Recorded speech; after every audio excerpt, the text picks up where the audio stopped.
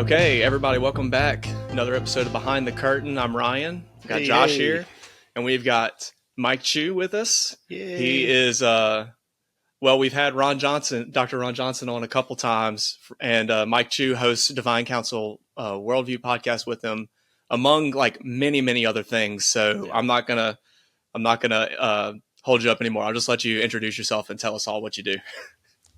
Well, hi, folks. My name is Mike, and I am the co-host with Dr. Ronn Johnson for the Divine Council Worldview Podcast. I am also a co-host of another podcast called Ask a Scholar for the school that I actually work for. That is my primary job. I am the academic director at the AWKNG School of Theology. This was the school that Dr. Michael Heiser had started a couple of years ago after he had stepped down from his position at Logos Bible Software. He wanted to provide good theological training to folks who may not necessarily have been interested in going to seminary, but they wanted to learn good biblical content and just theology. And so he started the school, I think almost now 5-6 years ago. And prior to his passing about 2 years ago, he had asked if I would be willing to step in to take over his position as the academic director. At the same time, I was near the verge of graduating with my Master's of Divinity at Gordon Conwell Theological Seminary. I actually am still at Gordon. I graduated with my MDiv, but I continued on with a Doctor of Ministry degree. I probably had maybe 3 weeks of a break then just jumped right into the Doctor of Ministry program. That is pretty much a practical degree. It is a doctorate level, and it's focused on, in this case, on preaching, but on the aspect of how to do it well from study to the pulpit. And the reason I went for that track was it meant I can actually emphasize and learn better skills of doing the research, looking up things such as ancient Near Eastern, background texts and Second Temple materials, and learning the methods and ways of how to bring that into today's culture, to explain that to the congregation, and to find ways of actually connecting that to the people in my church. And so that's what I'm currently doing. I'm sure I'm missing other things that I'm juggling right now. I am also a part-time teaching pastor at my church down in the city of Quincy. So nice. That's a little taste. I have a lot of hats. And you're from up north, right? You're from the Boston area, is that right? I am a born and bred Bostonian. Been here all my life. Went to college here even. Met my wife here because she actually came up here for school, and then she never left. Got her to stay. Nice. And the church that we're at is actually a church that we had helped plant about 12, 13 years ago. There was a bunch of us from a couple of the mother churches that agreed to send teams out to the city of Quincy, which is south of Boston, and to just be a launch team to help plant a church in the city of Quincy. And so we've been here for about 13 plus years now. And so, and then I eventually just found myself just helping out with the pastoral staff, and eventually I'm now one of the part-time preachers and teachers at the church. Now, how did you meet Dr. Heiser? So that's a funny thing. It was unintentional. And in many ways, I never even heard of Dr. Heiser until my wife and I were at a Christian conference, and the Logos Bible Software guys were there. And long story short, I was able to convince my wife to let me buy the software because it was at a really terrific price. I always heard about it, but it's so expensive. I can't afford this. And of course, at the conference, it's super affordable at that moment. So it was like, let's do it. And she at first wanted to say no. I only found this out years later. She wanted to say no, but we had been talking for a long time about if I would ever go into seminary. That's another story. But eventually, she just thought, if I let him get this software, maybe this might whet his appetite of actually wanting to go into theological education. And it did. It worked, because as I'm trying to learn the software, they had this little video movie trailer on the homepage of the software. And it was for a trailer for a book that just got released called Unseen Realm. Yeah. I clicked on it. I was like, what is this? And it was just like this movie, like, high quality production movie, like trailer for a book. And I was so intrigued that I just went onto Amazon, ordered Supernatural and Unseen Realm. When I got both of them, I read Supernatural first, and I just devoured that book probably within 2 days or so. And then just went right into Unseen Realm. And that just kind of spun my mind into like, what is going on here? And yeah, so just one thing led to another. I eventually was contacted by Mike because I was part of a Facebook group that wanted to focus on biblical studies based on some of the stuff that Dr. Heiser had been talking about. And the group was growing, and there was a lot of activity with the group. And so he and his wife had joined the group, and they saw all the stuff. And so he reached out to me asking, how did this group start? Can we work together? And then eventually that's how, got in contact with Mike. That's cool. And so That's so awesome. Yeah. Man. Yeah, we have thoroughly benefited, just like thousands of others, from Dr. Heiser. And really, this podcast is a fruit of his ministry, us reading Unseen Realm and just being confronted with all the things that we were taught growing up and being like, man, like, do I go with what I was taught, or do I go with what I think the conviction of the Spirit is showing us in this book? And like, let's start a podcast on it. Yeah. But Josh and I used to work together, and we're already nerds, but then whenever you realize that you can study the Bible that way too, we were like, let's just start recording the conversations we were having. Josh got me on Heiser because after COVID, everybody's talking about end times and stuff. So several years ago, and Josh said, Heiser just did a series on Revelation on his podcast. And I was like, okay, let's hear what this guy has to say. And just the idea that like anyone can make sense out of it, I was like, okay, hold on. Like this, because his whole point in that series was it's all based on stuff from the Old Testament, which is most of his content is like that. So that just kind of changed the way, we read the Bible when we started looking into that. So we're very blessed, very fortunate to have found his material. definitely. We're glad we finally got to meet with you. And it sounds like you're the perfect guy for this topic tonight, because we want to talk about the Bible. We want to talk about hermeneutics a little bit and grammar and just like how are we, I feel like a lot of times, a lot of the hangups people have in studying the Bible comes from misunderstanding because we're reading in English in 2025, Right. and we're in America even. So like, even from the location of it, we're an ocean away. So there's a lot of stuff we're just at a loss for. So that's going to be the topic for tonight. And, as an icebreaker, we had kind of a funny question for you. Josh and I got in a debate online with some folks, that was our first mistake. We should not have left any comments online. But, we had been throwing the idea around that in the Elijah story, the Mount Carmel showdown, when it says fire from heaven fell and ignited the altar, that it could have been lightning instead of a fireball, like it's part of this of fire or something. Yeah, it's part of this fire image, right? Like it would have struck the altar and started a fire, and they'd have been like, oh, that fire came from heaven. And so we just wanted to ask, as just a fun icebreaker, is there any merit to that? Do you see anybody talking about that that idea? Well, I do remember, I mean, like, this is just from the top of my head, but I do remember reading in some commentaries that the fire from heaven idea may have been lightning. The part of that is connected as well, that, the whole competition is between Baal right and between Yahweh. And Baal is, for the audience, if they don't know, Baal is known as the storm cloud or the storm god, right? So he's often depicted on a chariot, and also, maybe has a lightning bolt or two in his hands, in some sense similar to like Zeus, right, in Greek right. mythology. And so there was that little bit of, you have the prophets of Baal screaming at the top of the lungs and doing some other things that I won't repeat. That is just like they're trying to get his attention.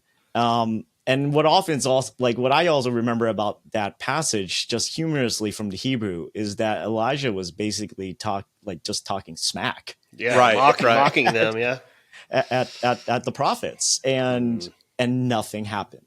And I think if I remember correctly, the author of that moment records that no one answered. Yeah. Right. And it was just like, wow. pretty brutal. It's just wow. And then in direct contrast, right, you have who knows how long, many hours they did this. They dunked as much as they tried to get Baal's attention. And then all that Elijah does is just simply closes his eyes, prays a simple prayer. Lord, let this just be that, let everyone knows that you are, that you are God. And boom, everything lights up, including the Baal altar.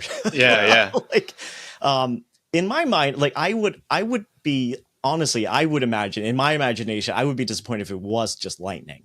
Because what I imagine is that, fire came down and it was just essentially like a blaze of just pure, like a column of fire coming over the two altars and just like a whirlwind, just sucking it up like a vacuum. And it's just the fact that the text even talked about how even the water was licked up. Evaporated. Like, oh, I can almost hear like the effect.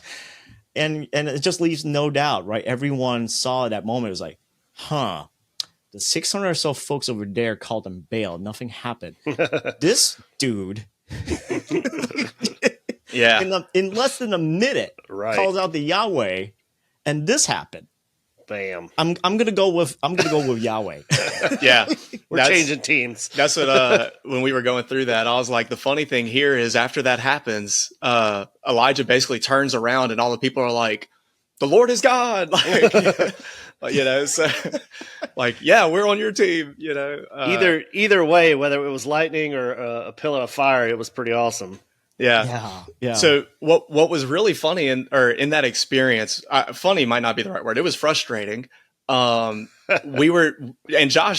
started the fight. I'll say that. We're just trying to convince people of our idea that it was lightning. Yeah. When he proposed the idea, he basically initiated it just by saying like, this is an alternate understanding of this that I've heard. Isn't that interesting? And people were like, you guys are heretics because you're changing what it says. And you should read your Bible. And the comment we got the most was, it says fire. Like, it says fire. The word is fire. And we were like, okay, like there's a little more to it than that. Like, and so we did a whole episode on it, just kind of ranting. And it was a fun topic. But to us, that was something that doesn't affect my salvation. Like, I don't care if it's a fireball or, whatever. Yeah. The point of the story is that the Lord is God and not Baal. And so it kind of in us started this topic. What is safe in Bible translation? Like, what's a healthy hermeneutic? Because obviously there's all these different English translations floating around, and we find something new in the Dead Sea Scrolls or something new over here, and there's an update and there's a revision and is there a way for you to kind of explain to people like when we as English speakers, when we don't, people would tell us like, oh, you can't alter scripture, you can't add to it or take away. They come up, there's something in Proverbs and something in Revelation about that. And so as English speakers, what's like a healthy way to approach the Bible historically?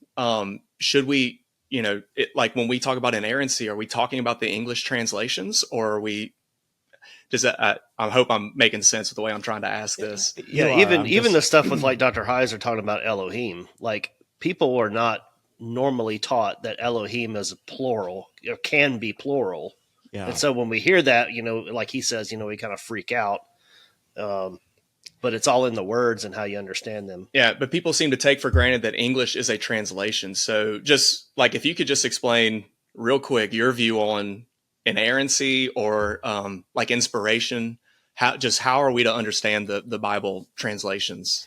So I'll caveat it. Like I'm just like thinking, how would I respond, right? Because the word, if we're also just being very honest about it, the word inerrancy is more of a recent invention from, I want to say, within the early 20th century, right? It was it was a way for certain camps of Christians, especially in the West and in particular North America, to try to differentiate themselves from other camps that might be deemed more loose in their view on Scripture, right? And so I think that that's something that we just have to acknowledge, that in some sense the word inerrancy is a little bit of like a sort of like an intramural sport that's going on, where you have a way of describing, like, oh, you like if you don't use the word inerrancy, then you're totally on this camp, aren't you? And Right. and it's sort of a way of like kind of showing to everyone else, hey, don't worry, I'm on your team, kind of thing. Because historically, the way that the scriptures have been described was it was inspired, that it was theopneumatos, meaning God breathed, that it was the breath of God, that God breathed out these words. And inspired is actually a really bad translation, because inspired technically means breathed in. So Right. it's like it's the opposite of even the word that Paul uses in 2 Timothy. Wow. And so I think we just have the caveat that, yes, I do believe in inerrancy, but I also want to caveat that within not the English translation still, right? Like, because our English translations are essentially the best approximation that we can based on current cultural use of English, so that we can communicate what the primary languages of the scripture, which are primarily Hebrew, a little Aramaic, and a lot of Greek, and putting that all together into some sort of language that can communicate the message of the unified, breadth of scripture. And so if I were to ever say inerrancy and say that there was no sort of error, I would caveat that towards the final autographs. And even that among scholarship is debated. Is there really truly an ever final autograph? But I do think there is such a thing, that you got to a point where, especially in the Hebrew Bible side, they finally figured out, like, okay, this is what it should look like.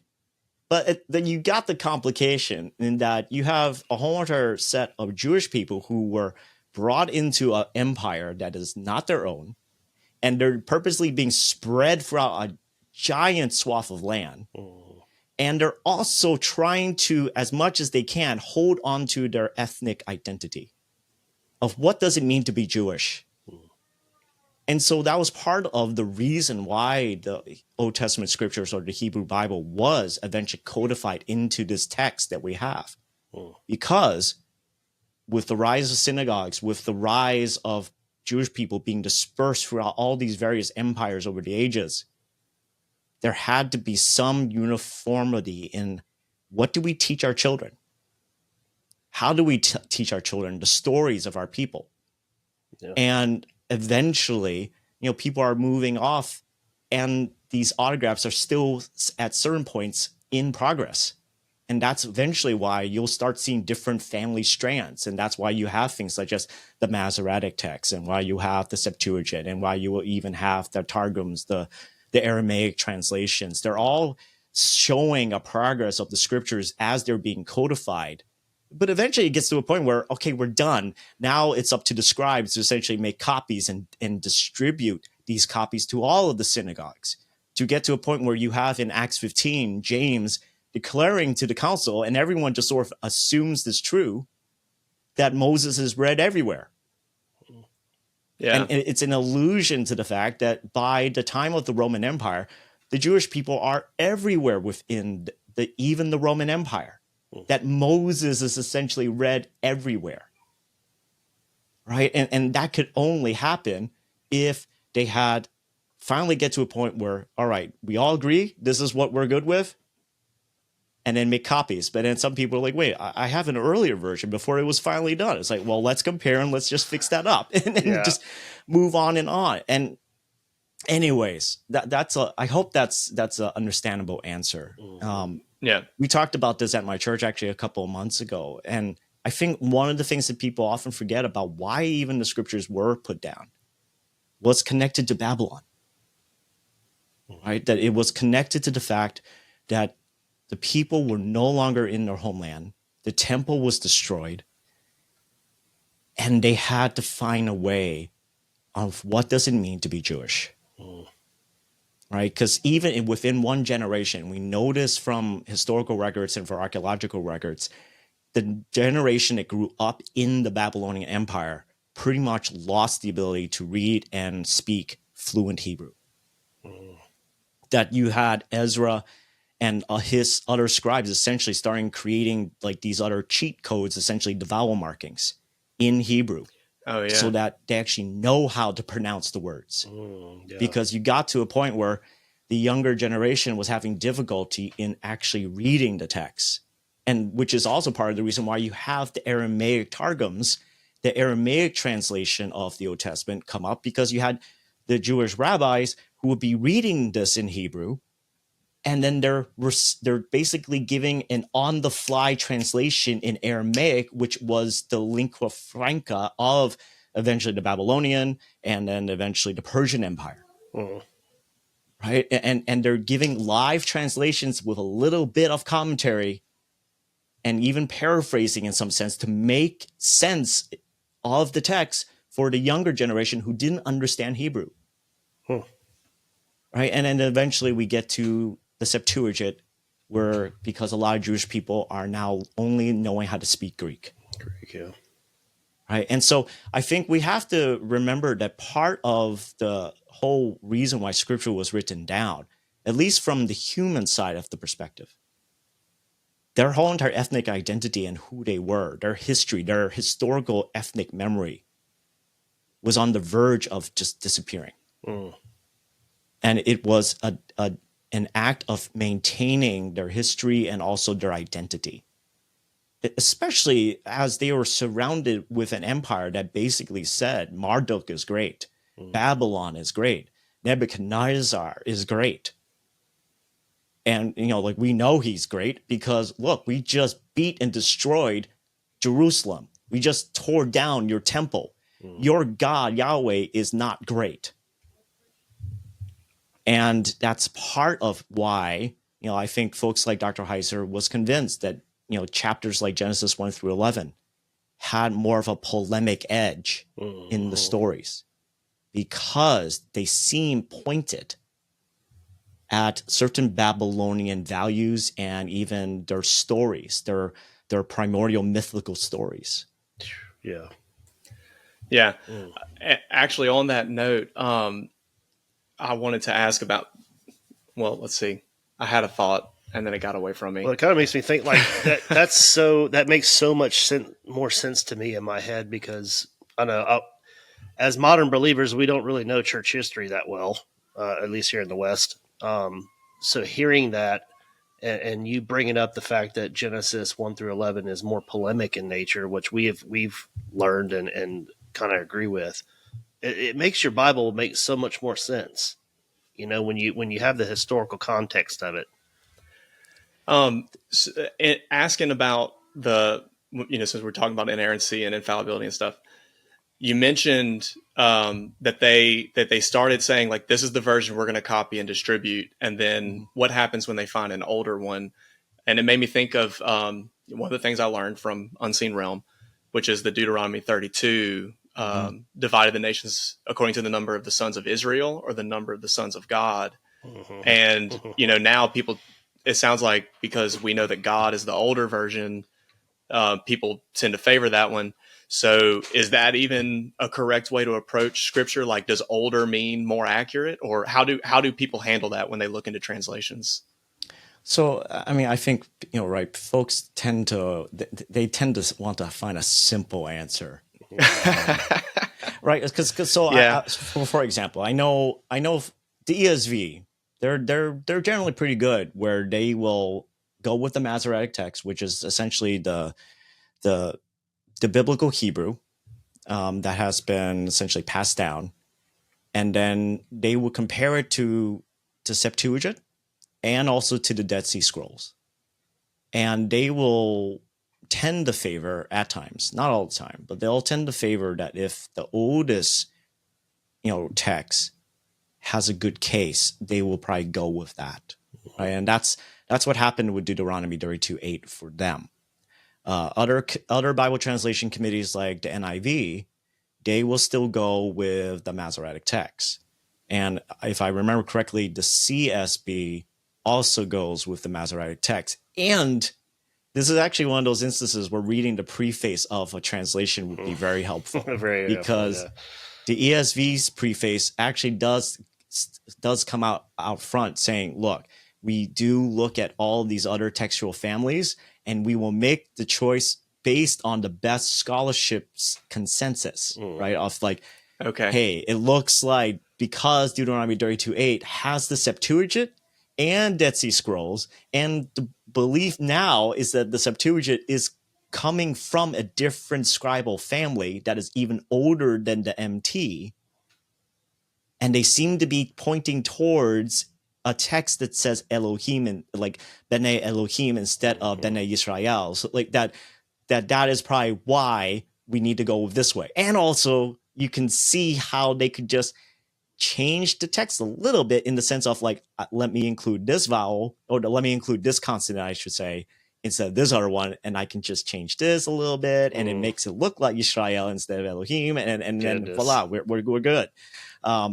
There was even a clip of Dr. Heiser at our school where he actually showed the two phrases on top of one another, and how the MT scribes made a little, just change of just like a little flourish, enough so that it would change it. And part of that is because the MT scribes had no problem about modifying the text in the sense if it honors Yahweh, if it honors making him truly the only, the purest and truest ultimate God, right? And so they'll make those adjustments if they really believe this has to show that our God is the only real God, right? So it's not malicious. They were worried and concerned about paganism and idolatry. Like they were so worried about it. And that makes sense because that was a part of one of the major explanations that came up within the Jewish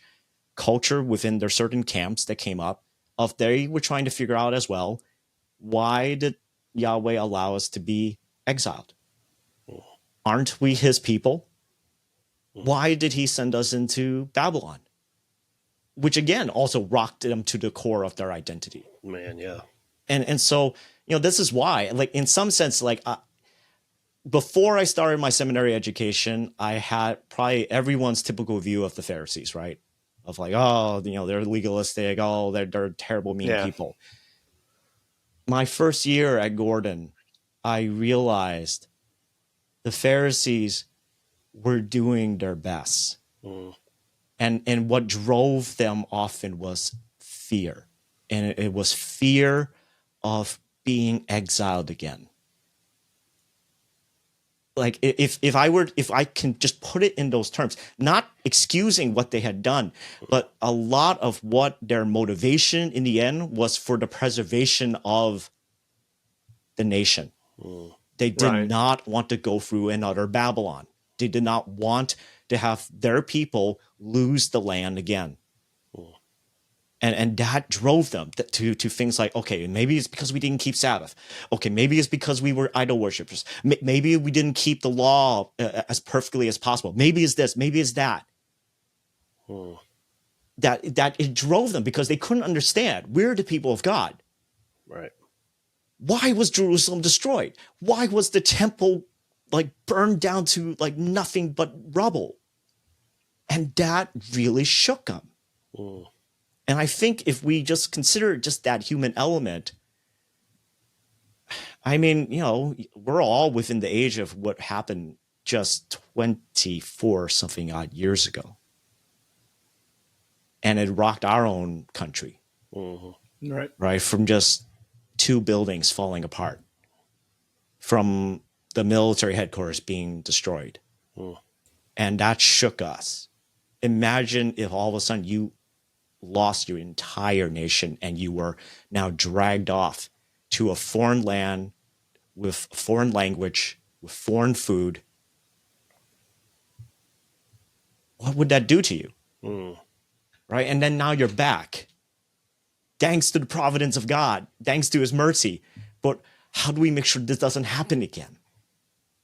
So, I mean, that was part of what I learned over my time at Gordon, of just like, wow, it doesn't excuse what they had done. It doesn't excuse their opposition to Jesus. And he had many harsh and pointed words, and they were right on. But a lot of it was because it came from a place of fear. Yeah. Dang, yeah. And he even complimented them on it at one time, saying you can't exceed their righteousness. Like they're on another level. Yeah. I mean, if we're honest, the closest of all the sectarian sects during that time of Jesus, the Pharisees were probably the closest in theology to him, which explains why even in the book of Acts, I mentioned in Acts 15, it mentioned that there were Jewish Christians who were former Pharisees. Their theology was actually closer to the theology of what Jesus was presenting.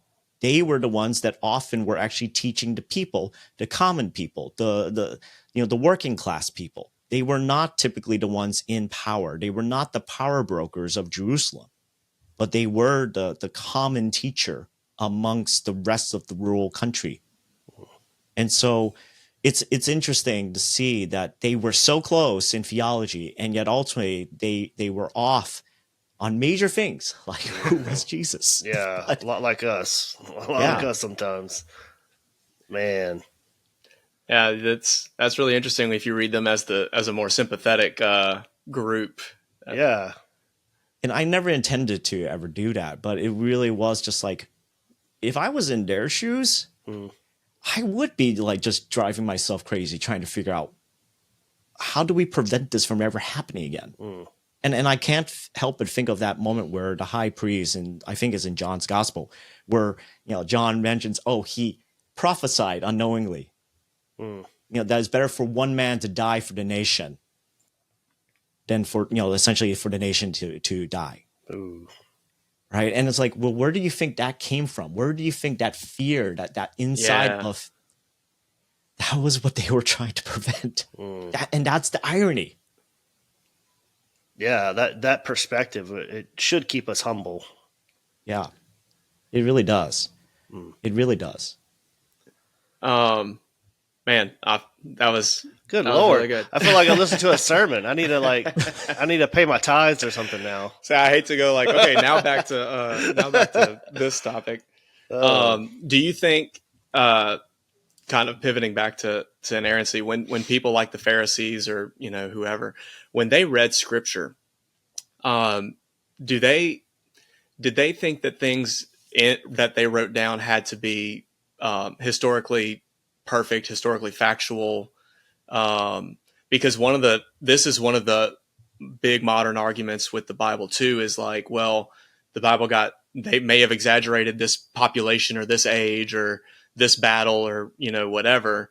And the point that I've always heard is, well, they didn't, reading the Bible is not like watching a World War II documentary. They're not trying to get every little detail factually correct. Like what were their goals when they read Scripture? Were they looking for history like that? I think and it's actually really timely that you guys are asking this question, because this past Sunday I had taught a discipleship class at my church on the ancient Near Eastern background. And awesome. One of the things that I basically showed them, I showed folks in my church two pictures, a picture of the earth from outer space, and then a picture of what the ancient Near Eastern mindset of the Hebrew person or the Israelite would have thought if I asked that person, what does the world look like? And they're two completely different pictures, right? You got one that is like a photograph of the earth from far away, outer space. It's really cool. And then you got this other picture that just looks funky, where you have you got Sheol on the bottom and there's lots of water. Right. You got a flat land, and then you got a dome with windows and doors on the top. And one of the things as well is that I also pointed out, now as moderns, because we have absolutely no context for this, our tendency is that even when we're seeing an artist depiction of this 3-tier world system that many in the ancient Near East had, they thought that the world was broken up by the heavens, the earth, and the underworld. Mm-hmm. That I show you this picture, and instantly, because you have no reference, you're going to automatically literalize that picture. You're going to assume, oh, they literally thought that the sky had windows, that they literally thought that the land was completely flat. They literally thought that there was an underworld if you just dig down deep enough. And John Hilber, in his, I think the title of his book was Old Testament Cosmology and Divine Accommodation. He pointed out that even for us as moderns and who have studied the ancient Near East background, it is a temptation for us to over literalize their descriptions of the world. What we don't understand is that they took the abstract and the concrete image, and it was the same thing. It was interlocked, right? They can look at the Tower of Babel. They can see a building made out of bricks, and they can also see a cosmic mountain at the same time. Yeah. Versus for you and me, we would just see a pile of bricks. But they were visualizing both ideas at the same time. It's a different mind frame. It's so even that we have to be cautious of.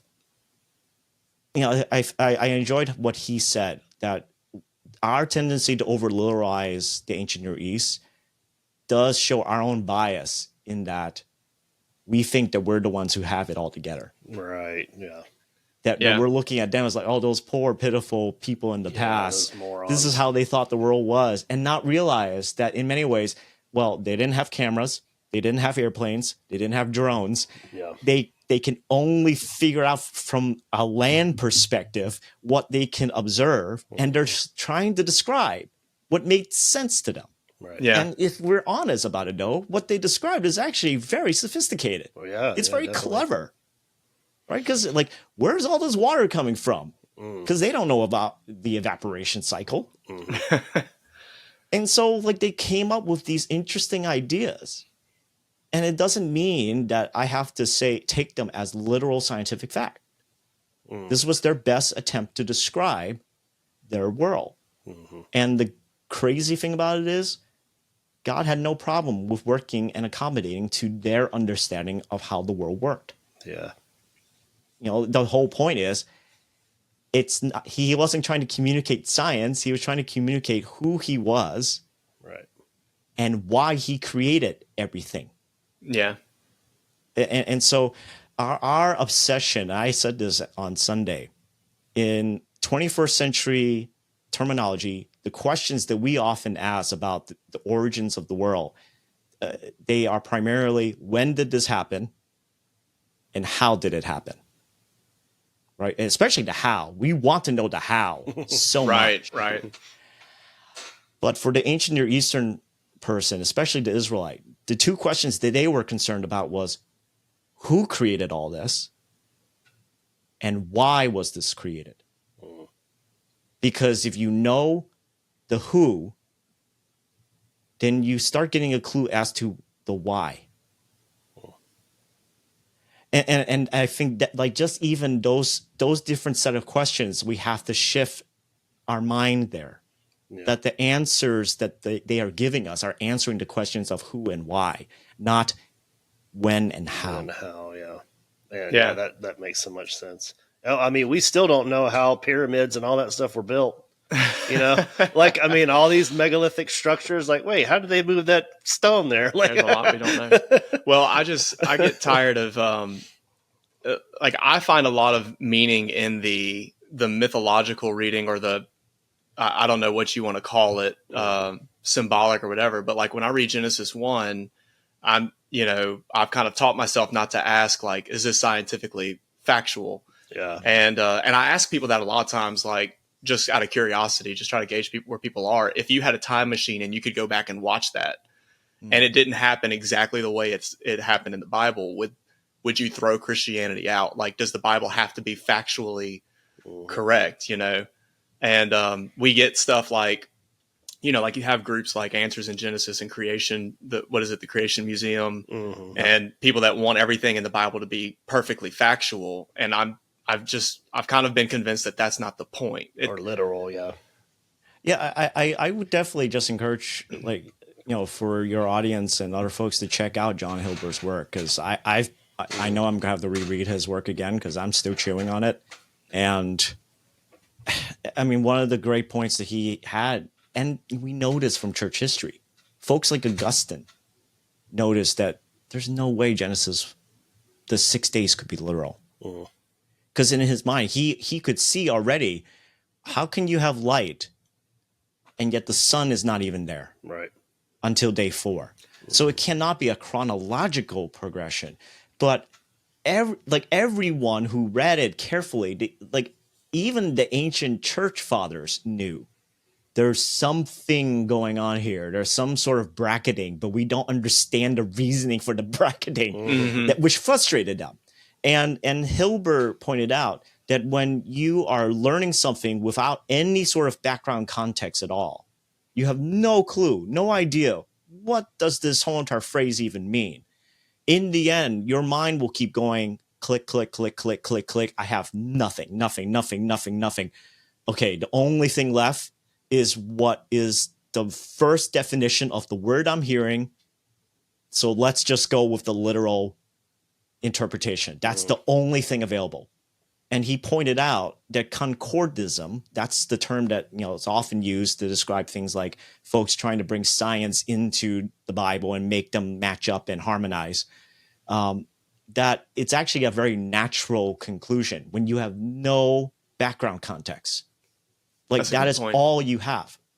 And so what else are we supposed to do? Yeah. We lost the literary records for a long, long time. And he responded to a question of are you saying then for 2,000 years that we never understood Genesis 1? It's no, we did understand Genesis 1. We understand the point. Right. That there's a creator God. Right. Yeah. And that everything that we see around us was made by him. We got the point. We just lost the rich details, the layers of color, the intricacies in how the story was told. We didn't get why it was so clever, why it was so compact. We didn't understand why wasn't there more detail. We didn't get it because we didn't have the background. Yeah. But we still got the point. I mean, it's essentially all you can ever read is if you never read Romeo and Juliet, and all you ever read was the cliff notes of Romeo and Juliet, right? 2 teenage, kids fell in love with each other. They had a misunderstanding, and they accidentally died. Yeah. The end. The end. Okay, I got the point. Why is this such an amazing thing that every high school wants to do this play? Right. Yeah. We don't get it. A lot of nuance. But if you actually read the story and understand the times of Shakespeare, then you're ooh, Family Feuds. Yeah. Yeah. Well, that's one of the things you mentioned was that there's polemical elements against Baal. And I've also heard in Genesis 1, there's things against Egyptian mythology. The fact that he speaks things into existence. So obviously there's a lot of rich meaning there and a lot of little, fun little details that just we would have here and there and completely missed reading it in the modern day. Well, what's really funny though is that I took my class through a little bit off just hey, here's one of the stories from the ancient Near East, and I basically just gave them a rundown of bullet points. And one of the questions I asked afterwards now let's take a look at Genesis 1. What do you notice is not there? Right. And that's actually the cleverness of what I think the authors of Genesis did, was that it's not just what did they put down, what did they write? It was also what they did not write. They left out, yeah. Right. And so often, a lot of times in the ancient Near East, creation was a violent affair.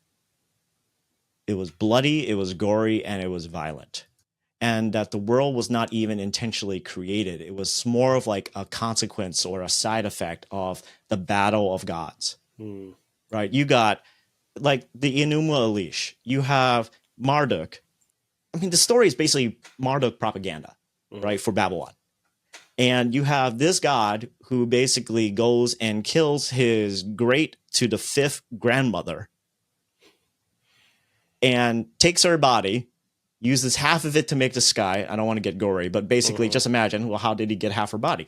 And then so it's like made that into the sky and then took the gods who were loyal to her and basically stapled them to the sky. So there's that. And then the other half of the body, he made land and, he made rivers from her blood. Like it was just like, yeah, it's wild.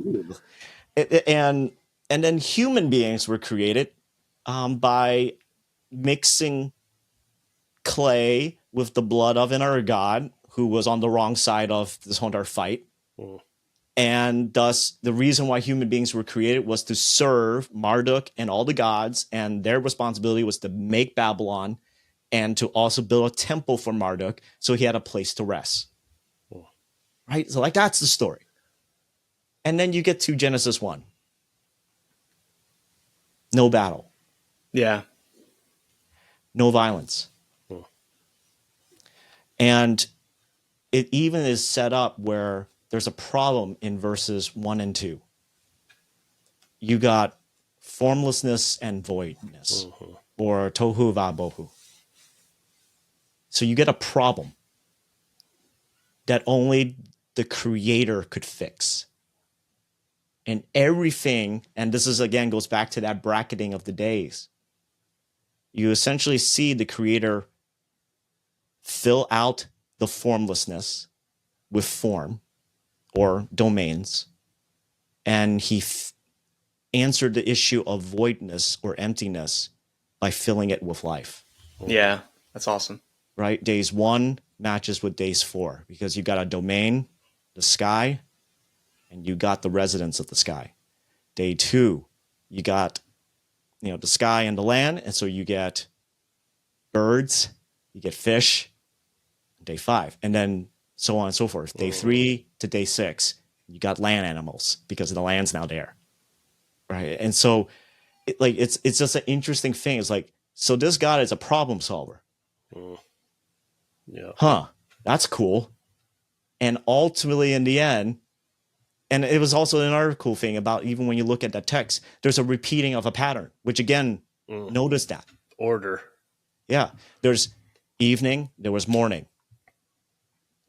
A day 1, evening and a morning, a day 2, evening and a morning, day 3. You get this pattern over and over again. And you almost get this sense of like this creator also has a cadence and rhythm. He doesn't like I'm going to burn the midnight oil. No. Evening came. Time to just relax, just rest. Which if it makes sense, right? If he's going to eventually tell us, hey, you need to rest. Yeah. You need to have a cadence. Watch what I do. Cadence, evening, morning, evening, morning. The crazy thing though is like, right, you get so used to this pattern and then you get to the Sabbath day. There was no evening. There was no morning. Like that again also is like, wait, what's going on with that? Huh. Seems like for him it's an eternal rest. Right? It's so like that's kind of the why I've been enjoying these kind of studies because the layers and colors is like a beautiful tiramisu where you just have wonderful layers to this to the scriptural interpretation. And it's just delicious. It's just like this is an amazing, beautiful portrait of the creator God. Yeah, it sure is. He is not rushed. He's not anxious. There's a problem and I can fix it. Yeah. There's emptiness, I can fill it. There's chaos and I can fix that. Like it's just a really cool depiction versus the other gods of the ancient Near East. Pretty violent, pretty vile, pretty bile. And just total chaos. Yeah. And it's just sort of like, which God do I want to follow? Which God seems cooler? Yeah, and that was one of the things I liked about it too, is that all he had to do was speak. He didn't fight anything. He just said, let there be this, and boom. Yeah, for the most part. And yet when he does make something, it's very intentional. Yeah. Like he doesn't just speak it. It's like, okay, I'm going to make the dome or the firmament. It's like, oh, So he because again, he's like a craftsman. Why would he need to make something solid? Because I want to make sure I keep the chaos water away. Right? It's like he makes not something things, we'd ever think about. Yeah. right? And then it was even funnier. It's like the other little notices of like in Hebrew, they have words for sun and moon, but in day 4, the authors don't use sun and moon. They say 2 great lights, a greater light and a lesser light. Oh yeah. I was like, what? That's ridiculous. Why are you using more words when you could have just used 2? And the reasoning probably is because the ancient Near Eastern people, just like a lot of our folks, worship the sun and the moon like gods. Wow. And so if this is the primordial story of beginnings for physical creation, and we're trying to be very purposeful on who is the ultimate creator, in this instance, I'm going to make the stylistic choice. At least this is my hypothesis. I'm going to make the stylistic choice, not even use the names of the sun and moon. That's pretty cool. Give them props, because I want the audience to focus their attention on the only creator. Come on, somebody. I like that. We could definitely take up an offering on that one. Well, man, see, now I want to go all into that. I told Josh a while back we could do a bunch of episodes just on polemics, because there's all kinds of stuff you don't notice. But like using the name of the sun and the moon, people would have thought of a god. That's pretty cool. I never would have thought of it that way. Like I've heard people talk about is it Psalms 24 when it talks about the earth is the Lord's and he establishes it upon the sea, that it's the God, it's Yam. Yep, Yam and Nahar. Yeah. It probably was not the best choice for me, but my first ever sermon at my church was based on Psalm 24 because I thought it was like so cool and I wanted to do it. And I probably lost a lot of people. Like I was trying out my Hebrew, which again I've learned like it's not necessarily most applicable. But I was just so excited. But that's awesome. I mean, day 6, like think about what's going on with day 6 is that not day 6. It was the day, I think it was day 5 when he creates the great sea monsters. Yeah. Right. And you're just like, wait, what? Because most English translations would just say the great beasts of the sea or something like that. They'll try to not go with like sea dragon or sea monster. Not get too mythical. Yeah, like and whales. I just went for it, and I just let. And my church is like, wait, what's going on here? It's like, yeah, great sea monsters. Anyways, moving on. Sea monsters. You think that connected to Tiamat? Well, I mean, it's an allusion to it, but like, I think that it's interesting, right? Because Tiamat, who was the great grandmother, great to the 5th grandmother of Marduk, she was depicted as both the sea and a sea dragon. That dragon, yeah. And remember what I said before about what Hilbert said, that they took the abstract and concrete and mixed them together. So you have Tiamat, who's described both as the sea and a sea dragon at the same time. Yeah. It was like, how do you do that? Well, they did it somehow. In their minds, it made sense. Yeah. In ours, it's like, how does that work?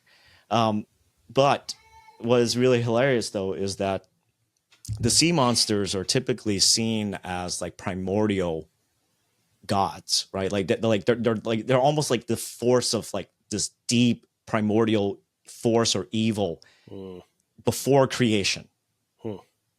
And instead, you have here in this moment in the Genesis account, the creator made that.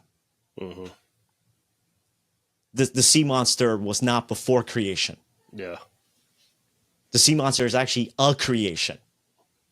Yeah, that's crazy. Yeah.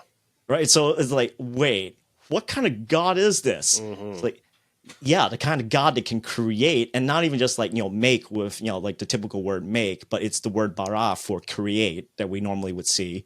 So it's like he creates the sea monster. But don't worry, when we get to day 6 and humanity, he creates humanity, and that word bara is used 3 times.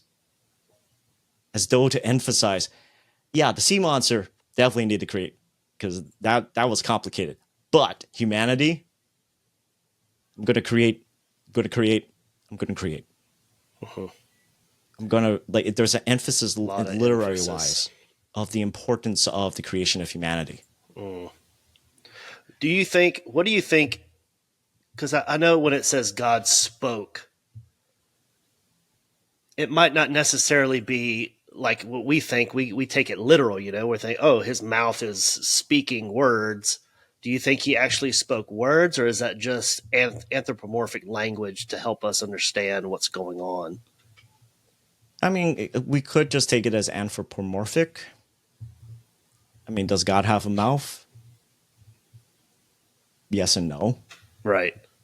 I mean, like, how in the end, right? These are, again, reflections of the divine accommodation to how we understand things. Right. Because we can't conceive of how do you speak without a mouth. We don't know how to imagine that. Right. Yeah. But is there anything wrong with that? No. Yeah. Right? Because, and this is part of what I like when you were talking about the whole entire inspiration and everything earlier. One of the points that I had been teaching and just kind of really hammering down with my church lately is that a lot of the inspiration theories of the past within the church, at least for my own personal study, is that it seems to be that they had one major thing in common. They didn't like the human writer. That the humanness was a problem because it's Holy Scripture. And we had to find some way in our minds to reconcile the idea that broken, sinful human beings could actually be capable of writing down Holy Scripture. Yeah. And so we come up with words like inerrancy, infallible, to somehow coach it. We come up with ideas of like, well, the Scripture was created within a very short time span. I remember as a kid, and this was even before I became a Christian, I saw this one cartoon depiction of Jesus appearing in the upper room. Right, everyone was like, "Oh, he's alive!" And then you have the camera pan over to the side to Matthew, who's like, "Someone needs to write this down." Yep. And so then he like everyone is just like my Lord, my God, like they're worshiping Jesus, like you should be. And Matthew, he had his wits. To the side, to a little niche in the upper room where there's a writing desk and a chair and a quill, and he starts sitting down and he starts basically, right, the cartoon is basically implying this is how the Gospel of Matthew got written. Yeah. Like as though like he was right there, beat reporter. I'm like writing the material right now so that it's as close to the event so that I can guarantee that it is definitely inerrant or in fact, whatever word we want to use. Like, I'm like, I don't want to get in trouble. Like I do agree I do agree to the large part of the Scripture is inspired. And yes, I don't think there is an error. I think it is infallible. But at the same time, if we become so dogmatic about what the words have to really mean and how the scenario plays out, I don't know if that's really worth our focus, to be honest. Like the early church was fine with inspired or breathed out. God breathed. So why can't we just keep it simple there? And so like, I do ascribe to I guess if there is sort of a name to a theory, I do ascribe more to a theory called the dynamic theory. And it's a theory where the idea being is that, yes, the primary author is the triune God, but in his omniscient providence, he purposely worked through not just the named authors, but all the unnamed ones, right? Ezekiel's scribes, the ones who compiled and all wrote down his speeches, his prophecies, where you have the first person switching to third person and back to first person. It's like someone put that together. Someone put together all of the Isaiah prophecies that you had a God who was willing to work through what looks like human processes. Mm-hmm.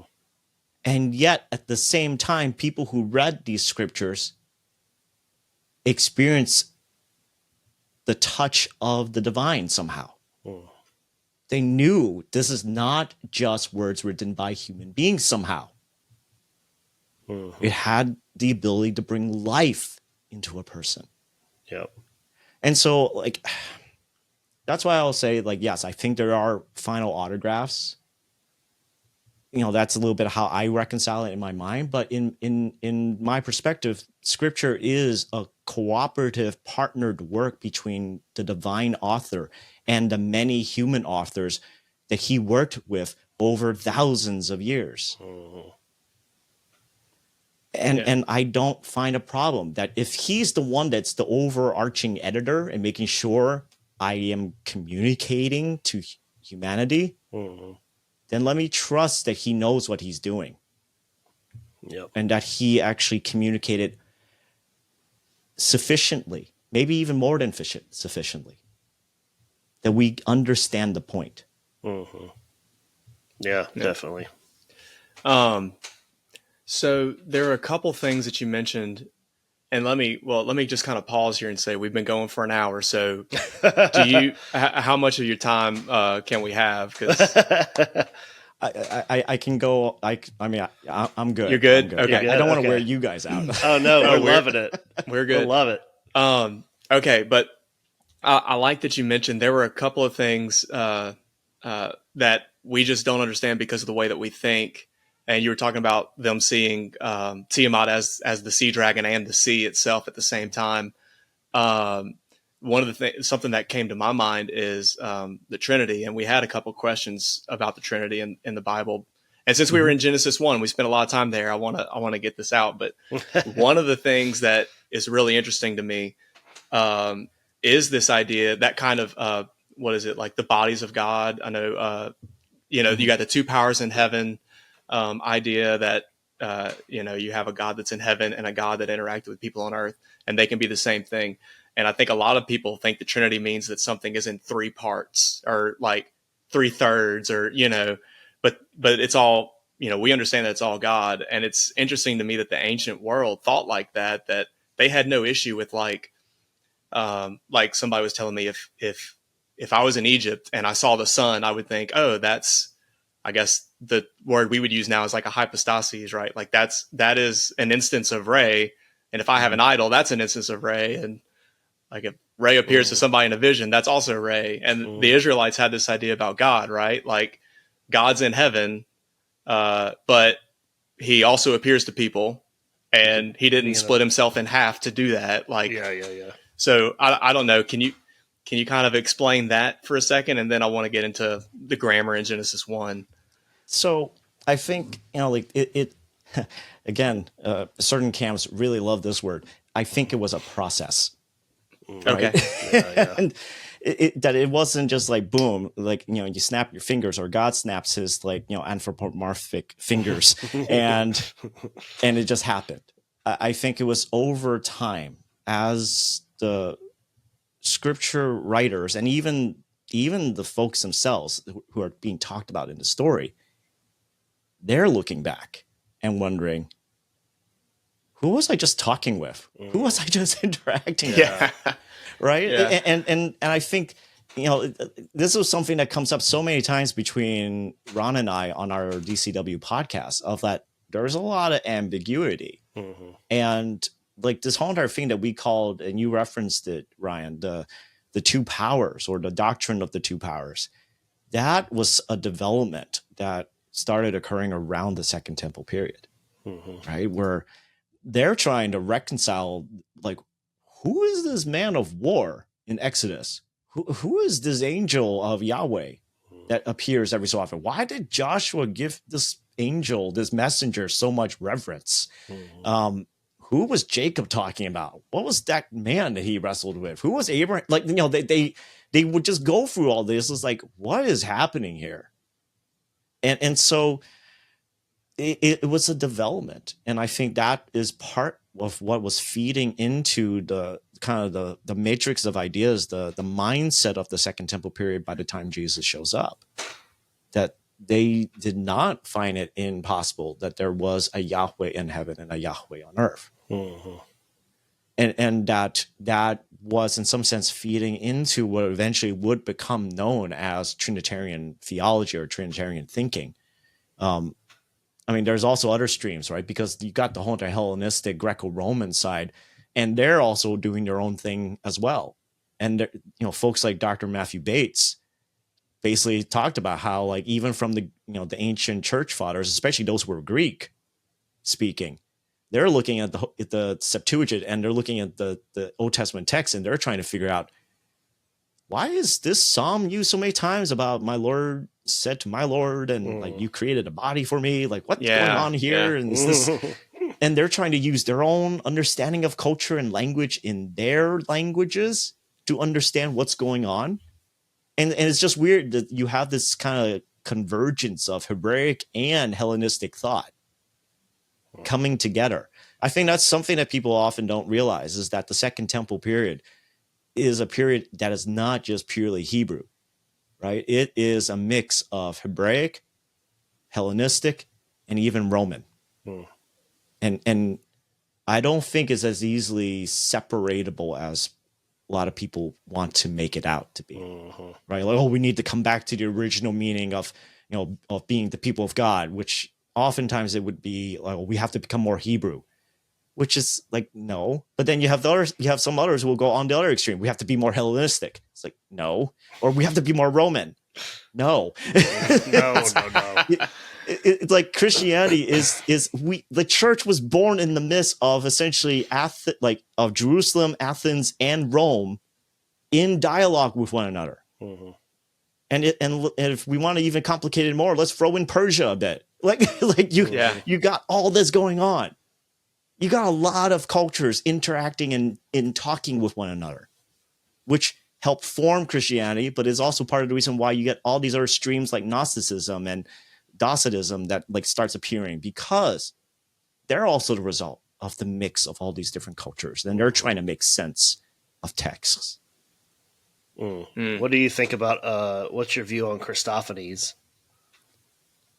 Christophanies meaning like, oh, the angel of Yahweh would be a Christophany, right? Right, like the burning bush is one that I always think of is that God was in the bush, but it says the angel was in the bush. I think angel of the Lord. I think it might be. Yeah. I think I'm more comfortable with the word theophany, right? Because it wasn't. Jesus is the name we give to the incarnated, right? The human, God the Son. Yeah.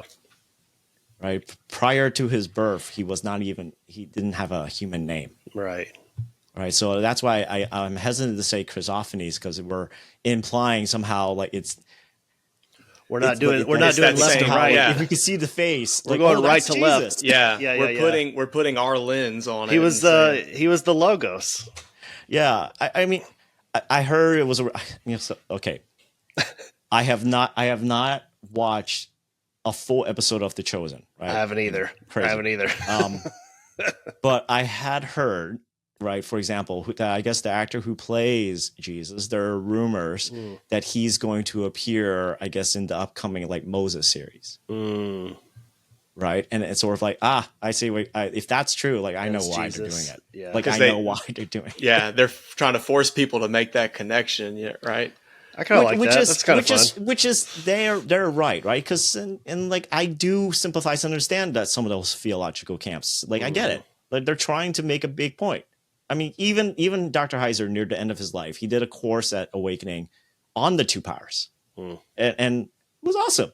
Yeah. And at the end of the course, though, very unlike him and very unlike most biblical scholars, he basically just said the question out loud. So, is the second power Jesus? Yes. Like, like it's also like, because like the man has gone through cancer, he's gone through. Oh no, it's like, man. Let me just make it clear where I think it is. What's going on? That's cool. Yeah. Well, I like the way you said that, because if I remember right, I mean, you can correct me if I'm wrong, but in the early stages of Trinitarian theology, they actually said the Word of God instead of the Son of God, right? Did you have people? There was a stream of thought where they would use the Word of God, right? And because they were really trying to emphasize, especially from John's Gospel, they were trying to emphasize the idea of the Logos, and take advantage of in some sense there are advantages from the Greek culture that valued the word Logos, which happens to be the Greek version of the word memra from Hebrew. And you get not Hebrew, I mean Aramaic, and it's just like it means word as well. And so word. Okay, let's use that. And in the Greek mindset of like, oh, we have this great philosophy about the Logos, and the Logos is amazing. Yeah. And so you have like people who grew up in that culture, and they're seeing, I have a way into the culture to bring the gospel of Jesus to my people. Yeah, wow. So let me take advantage of that. Heck yeah. I mean, like, I think this is one of the things that, some people get very upset about, like, it has to be exactly the same word. Like, look, if we're really that concerned, then all of us should learn Hebrew, Greek, and Aramaic. Right. Yeah. And there are faiths that basically tell you have to learn the language that this entire text was written in originally. Otherwise, you will never understand our religion, and any translation is heresy. Yeah. Right. And yet, from the earliest days, the Hebrew Bible was translated into Aramaic, into Syriac, into Coptic, into Greek, then eventually into Old Latin. Like, they had no problems. The point was communication, because Genesis 1 tells us this is a God who communicates. Right. Yeah. Makes me think of Francis Schaeffer. What was his thing? God is there and he's not silent. He's not a silent God. He speaks. Yeah. He's a God who actually wants to be known. He wants to communicate. So why do we try to get in the way of that? Yeah. And so translations, in the end, they are great. I just would say that if we want to build our theology, the responsible thing is to go back to what the original languages were, because the languages incorporate culture. Right. And that helps us then figure out the message. And if we understand that message, then when we translate, we can try our best to approximate in English what that message was. And we would do that. We would do that with anything else. I think of biographies, like in school, I had to write papers about whatever historical figure it was. Like, I had to put myself in their shoes. Okay, how was this person thinking? Where were they living? If it was somebody during World War II, they're living through a war, and then there's the Great Depression, and it's like, how did they think? How did they feel? What did they say? How did they live their life? I mean, we do that already, but for some reason with the Bible, people get disconnected. Yeah, that kind of brings up one of my issues with, like, if you say everyone should just learn Hebrew and read it in the original language, you still think in English, So, and that was to circle back to our original example about the fire of the Lord in that Elijah story. They were saying the word is fire. It's fire. And we were like, okay, but it's not just fire. It's the fire of the Lord from heaven. And we pointed out that there's several places in the Bible where that word fire is used in the context of a storm, where it'll say, like, there's flashes and thunder, and it'll say flashes and fire. And it's like, okay, like, what do you see in a storm? Sounds like lightning. Yeah. So we were just trying to prove, like, you're still thinking like this word equals this word in English, like we were saying like when we take Spanish classes in school, we learned that, like, rojo means red, like it's a 1-to-1, and you can't read the Bible that way. So yeah, I think that's just like, it's, I don't know. I think sometimes, like, we just want the quick answer and quick solution. Right. Yeah. And not realize, like, I had to learn Hebrew and Greek for my degree. And the reality is I still know very little. And even in prep for this, I spent about 4 hours looking up just a possible answer for one of the questions. Oh my goodness. Lord have mercy. Well, I'm sorry we put this is just like what happens. You just, like, fall into like, Alice in Wonderland, and you're just like Yeah. chasing the rabbit. Right. Yeah. So what about this Elohim word? Let's get back to Genesis 1. Let's do Okay. Yeah. Okay, so Genesis 1. So we've been talking about translations and stuff, but let's talk about some nitty gritty grammar stuff. People try to prove the Trinity grammatically in the Bible, and they'll use Genesis 1:26 as an example, that he says, "Let us create man in our image," and then it says that God created them, male and female. He created, and it goes back to singular. So I guess, actually, now that I'm thinking about it, does Genesis 1, does it use the word Elohim in that verse in 26? Or does it just say he? Let's see. I'm pulling it up. Elohim. Yeah. So how are we to understand when we read Elohim, it's a plural word, but it is referring to a singular being, and he's saying us, how does that kind of stuff work in Hebrew? So, it's kind of funny. This is the problem when you go to like seminary, you learn too much. You learn a lot. And so like I come at this verse probably with like a lot of different perspectives, right? Because I recognize Genesis 1:26, especially for our Eastern Christian brothers and sisters. This is one of their foundational verses they use to defend their faith against persecution. Oh, wow. It historically has been, right? Because apologetically, they would be told there is only one God, not three gods. And yet they would then point out, we believe in one God, but we believe in one God that is in three persons. And that is who the us is. And sort of like you can't debate with like they value the same text here. And so what do you do with that? Right. And so I am also sensitive to that. Right. So with that caveat in mind, the way that I approach this is, you have Elohim said. The key thing about the word Elohim, it is similar to our English word sheep. It can be singular and plural. It all depends on the context. For example, the verb here, said, in Hebrew is actually in the singular. So when it says Elohim and said, it's in the third person masculine singular. If you look at the actual word, if you look up a good, I think Blue Bible and some other good online resources, they'll actually point out the Hebrew behind it. What is the tense? What is the number? Is it singular? Is it plural? In this instance, it's singular. So, okay, we got a singular God who is talking. He then, quote, says, let us make man in our image.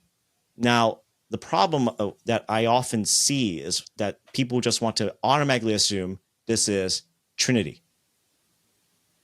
Because they'll say it's Trinity, or they'll say this is an instance of the majestic plural.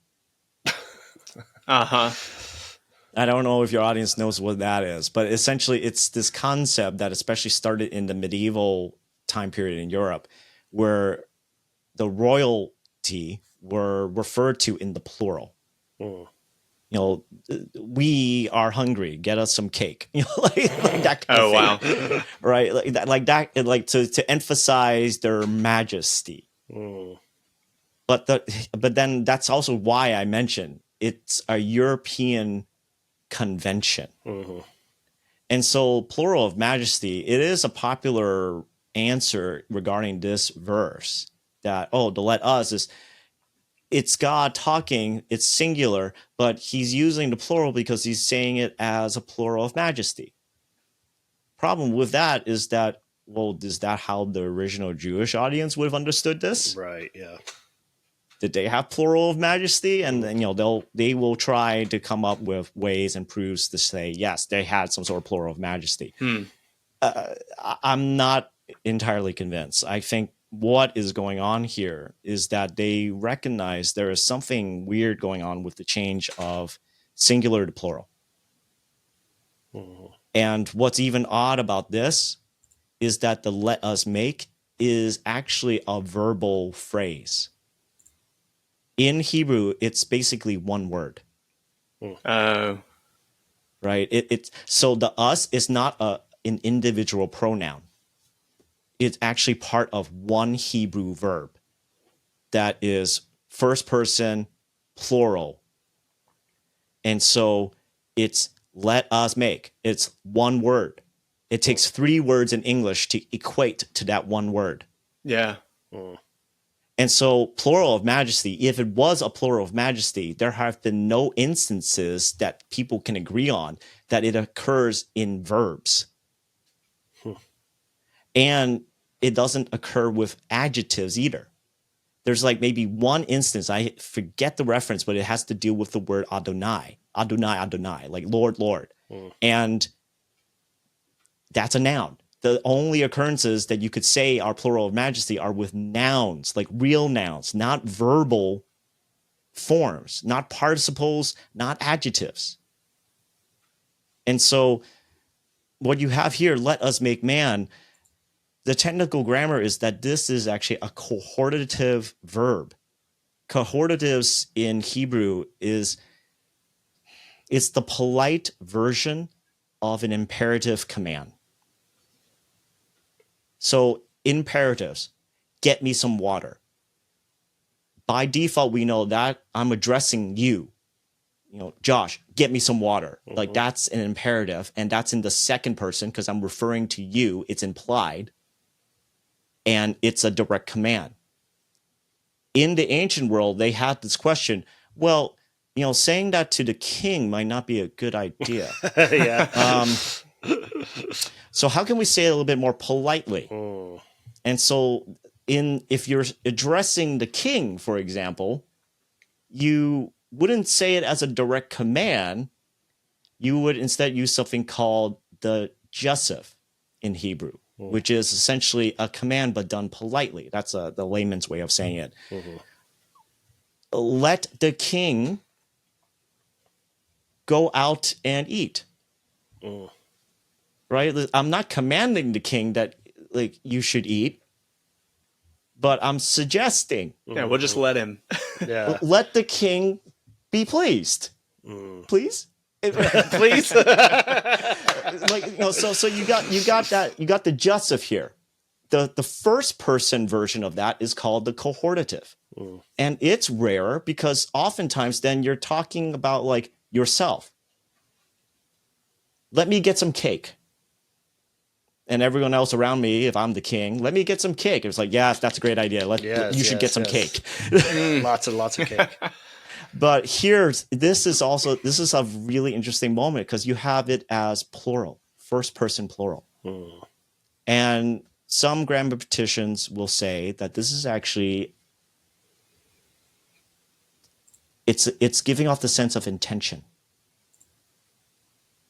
Let us make. Let us intend to do this. Let's agree. Let's come to an agreement. Let's do this. Is this not a good idea? Let us make humanity in our image, after our likeness. And again, even the word our image and our likeness is still, in the end, a noun. And it's a noun I'm trying to look up right now on the fly. Yeah, I kind of love what Dr. Heiser used to say when he gave the analogy of ordering pizza. Yes. And that made it so much more understandable for me. Yeah, the our is actually part of image and part of likeness. Right? So it's not even they're separate words. It's just in there together. That's the thing about when you listen to Hebrew, it's very much about the flow of speaking, making it sound better and sound easier to say. Right? And so if I can say something without having to say more words and it's equivalent, then let me do it that way. Yeah. Right. It's actually those moments when they do have extra words and then you should wonder, wait, why did you do that? And you should pay attention. Like the sun and moon example, right? And so you have that moment where it's like, here's a cohortative, let us make mankind. This is a great intention. Is this not a good idea? Let's cooperate. Do you not think this is a good idea? And yes, Dr. Heiser would use let us get pizza. It's like, yes, I love pizza. Some anchovies, please. And like that kind of thing. But what's crazy, and what people sometimes they get so worked up about it, is that don't worry, we will get back to the singular right after this. Right. Because in verse 27, it says, so God, yes, it's Elohim, but the word created is in the singular. So only one Elohim created humanity in whose image?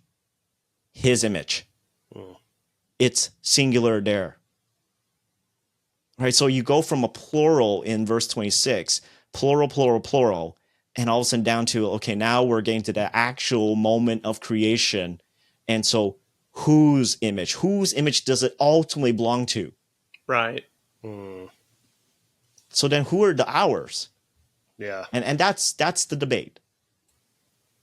Right. And so, Dr. Heiser took the stance that he thinks our is in reference to not just God himself, but also to other divine beings or other supernatural beings who were just kind of hanging out and watching creation, like the physical world being created. And that the implication is that they were also made in the image and likeness of the same God. And I think Ron, I don't know if Ron mentioned this in the times when he was with you guys before, but I love that he pointed out that you had up to this moment in creation, all these animals being created, birds of their kind, fish of their kind, land animals of their kind, their kind. And then you get to a point of like, okay, humans are being made. What kind are they? Yeah. And I always was kind of like floored by that idea of like, okay, so like I can walk my dog, but I don't talk to my dog. Yeah. So why is it that we human beings, for some reason, are able to communicate with supernatural beings and they can communicate with us? Is there some similarity or some strand that connects us both? And so that was an intriguing idea, and I'm still thinking on it. But yeah, that so definitely is cool. an interesting idea. I talk to my cat, but he doesn't talk back. not in words that I know at least. Well, and the objections I always hear to that are, first of all, there's no mention of angels in Genesis 1. They're not there. And I think, well, in Job, like if you have to find it in the Bible, Job tells us that the sons of God rejoiced at creation. Like they're here. It doesn't have to mention them for angels to exist. Yeah. You got the Job reference, and then also remember what day we're on. Even if you were to go all, just purely on the Genesis text, you get a point where you have the two great lights are created and the stars. And so even there, by day 4, you have what we know from the ancient cultures, the ways that they thought about what the sun and the moon and the stars were. They thought they were living creatures. Because because they moved. And only things that are alive move. That was part of their mindset. If you're not moving, well, then you're either inanimate, like a mountain or like a rock, or you're dead. Yeah. So if the stars are moving, I noticed that they went from one position to another from night to night. They must be alive. So even if we're just to restrict ourselves to just Genesis, you also have the possible explanation from day 4 of like, well, what are the stars? Yep. Right. And how did the ancients think of stars? Celestial bodies. Yeah. So anyway, it's like even that can be just solved just within the text itself too. Right. Yeah. So I wrote down, and it's in the notes that we sent you, but I wrote down some other references here. Do you think that that's the same thing that's happening in, for instance, Genesis 3 in the garden? He says they've become like us. And then like Genesis 11, he says, let us go down. Yeah. Is that something similar there? Do you think that those are angels or Trinity? I think it's likely he is speaking to the council. Yeah. And I think, part of it is like, and I shared this with Ron before. The last couple of years, I'm not Korean. I'm ethnically Chinese. I was born in Boston, but I'm ethnically Chinese. But I've come to enjoy some good Korean period dramas. Yeah. And Dude, one Korea's of the got some awesome movies and stuff too. But one of the reasons is for some reason they're willing to spend the budget on getting all the extras. Because like I've watched other TV series like The Crown, and they show the great Queen of England and in her throne room, and there's like 4 people. Gosh, yeah. Right? It's like, oh, this looks epic. Yeah. Right? Like, Womp, womp. or Victoria from PBS, BBC, however. Like it's like, because they're also being realistic. We can only afford how many people for each scene. But for some reason, in South Korea, for their period dramas, they just go whole hog. And that's so funny. And it's like you have the Korean king, and then you got his actual bodyguards all on the perimeter of the throne room. Like it's more than just one guy. Like there's several extras who are dressed up as soldiers with swords and spears on the periphery, and you barely see them. They're like out of focus. And then like right in front of the king are 2 like sets of rows of all his advisors. Like you get the sense of this is a throne room, and you get, the king asks a question or like, I am looking for advice. What should we do? And then you have all the advisors speak up like one at a time, or maybe all at the same time, making noise. And you get the sense of like, wow, that is a lot of activity. That's lively.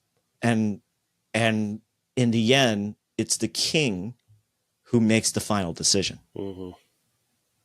Right. And so I think we miss a little bit of that in our Western context. Definitely. Yep. I was like, wow, that's kind of exciting. It's like there's a lot going on. And and this again portrays a God who is very cooperative, of like, I love to get your ideas. I love to hear what you creatively on your own, because I created you. I love to hear what you are thinking of. Right. It's like that's amazing. Yeah. Yeah. It's like a father and a son, like bringing your son to work day. You don't really need him, but you're going to bring him along because you enjoy his company. You enjoy his feedback, his ideas, showing him how you work. Pretty interesting. The thing that I do want to point out, so you asked about the whole entire, Genesis 3, like now that, Adam and his wife, they have become like us. There's an interesting kind of irony or just sad tragedy about it, right? Because we know that in Genesis 1:26, humanity is made in the image and likeness of God. The promise and the lie of the serpent is that if they ate the fruit of the knowledge of good and bad, they would become like God or like gods.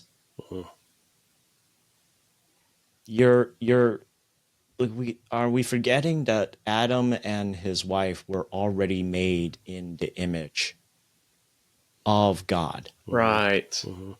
Yeah. So in some sense, what would they really gain? Truly, what would they gain?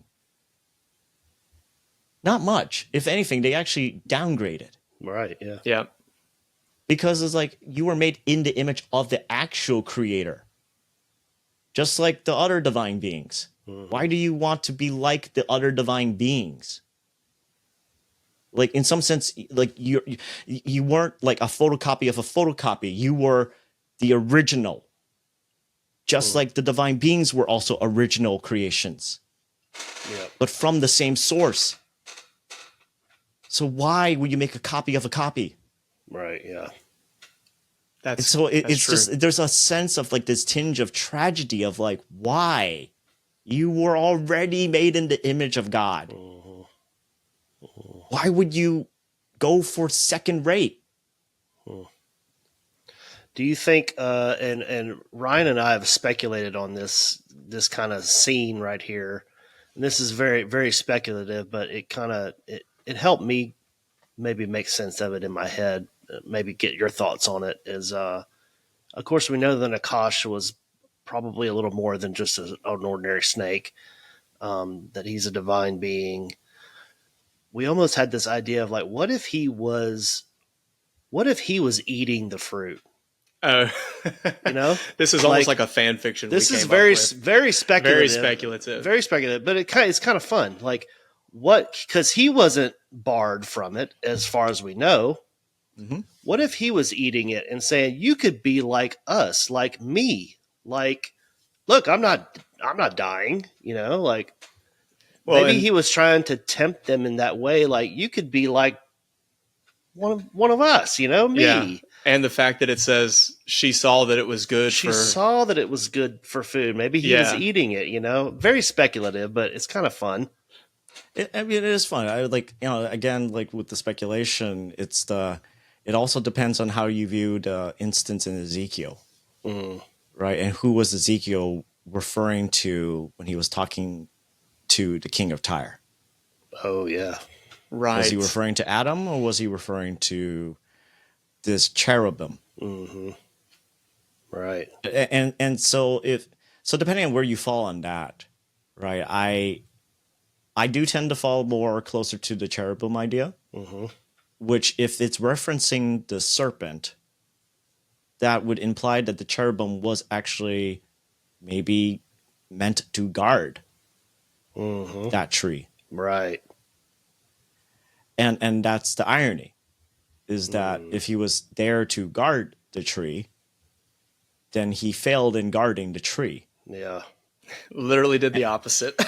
Literally did the opposite. But then it's also interesting to consider that at the end of chapter 3, right, we then have another cherubim, or another, it's cherubim, so that means there are more of them. There's like multiple of cherubs who were basically put in charge of guarding the way to the tree of life. The tree of life was not blocked. They had access to the tree of life. Yeah. Before they disobeyed. That's the tragedy. Yeah. That the very thing that was free to them, they could reach and eat that fruit too. At the end of chapter 3, now they're blocked. So, but that's speculation. Like, if the serpent was a divine being and was actually guarding the tree of the knowledge of good and bad. But, if I go with what I normally would take, that the Ezekiel passage is talking about a cherubim, not Adam, then who's the cherubim? Yeah. Yep. And then you just got to wonder what is going on. Yep. Yeah, because he gets sentenced as well. The Nakash does. He does, but it's kind of interesting when you look at that detail. You notice that Yahweh doesn't even ask him a question. Well, not really. Yeah, he basically just outrightly just cursed. Yeah. Yep. The serpent. Yeah, he wasn't happy. He did not curse Adam and his wife. Yeah. He cursed the ground. He cursed labor. But he didn't curse them. Yeah. Which is merciful. Yeah. Yeah. Yeah. So this, if Elohim is a plural form of the word, why use a plural form at all? I like that you took time to explain the majesty idea. I've heard people try to explain it. I guess this is English speakers trying to reconcile that it's a plural form being used in the singular tense, and they say that it's a compound unity, like it's three parts. It shows that they're one, but it's multiple. And I personally don't like that. I didn't know if you had any thoughts on that. I would just say just go for Occam's razor and the simplest solution, which is just it's become part of the vernacular. Yeah. That Elohim is similar to our word sheep. Yeah. Right? Like, we don't say sheeps. Yeah. Yep. But if I say I have 500 sheep, it makes sense just as much as if I say I have one sheep. right? It's just easier. And by the time period that, eventually Hebrew, that this text is written down in the form of Hebrew it is, Elohim is a very common word. I mean, there are other words for God and gods, like Eloha, there's El. I'm trying to think of what else was there. It was at least another one. But Elohim was one of the most common ones. And it was just a very flexible word that you can use. And so if we have a really useful word, why not use it? And you can tell if I'm talking about singular or plural just based on the context. Yeah. Right? If I'm using a singular verb, then you know that I'm talking about a single God. If I use plural, then okay, I'm referring to a bunch of gods. So there's no confusion in their mind. Right. They're not trying to pack it with this deeper meaning. It's just, this is just the word that we use for God. Well, it would be like us trying to be like, hey, that white woolly mammal over there that's grazing on it's a sheep. like you don't have to explain it. Yeah, it is like, I think it was Dr. Heiser who put it. He proposed that the idea that Elohim or divine beings should be taken as just essentially like a class. Yeah. Like a yeah. genre.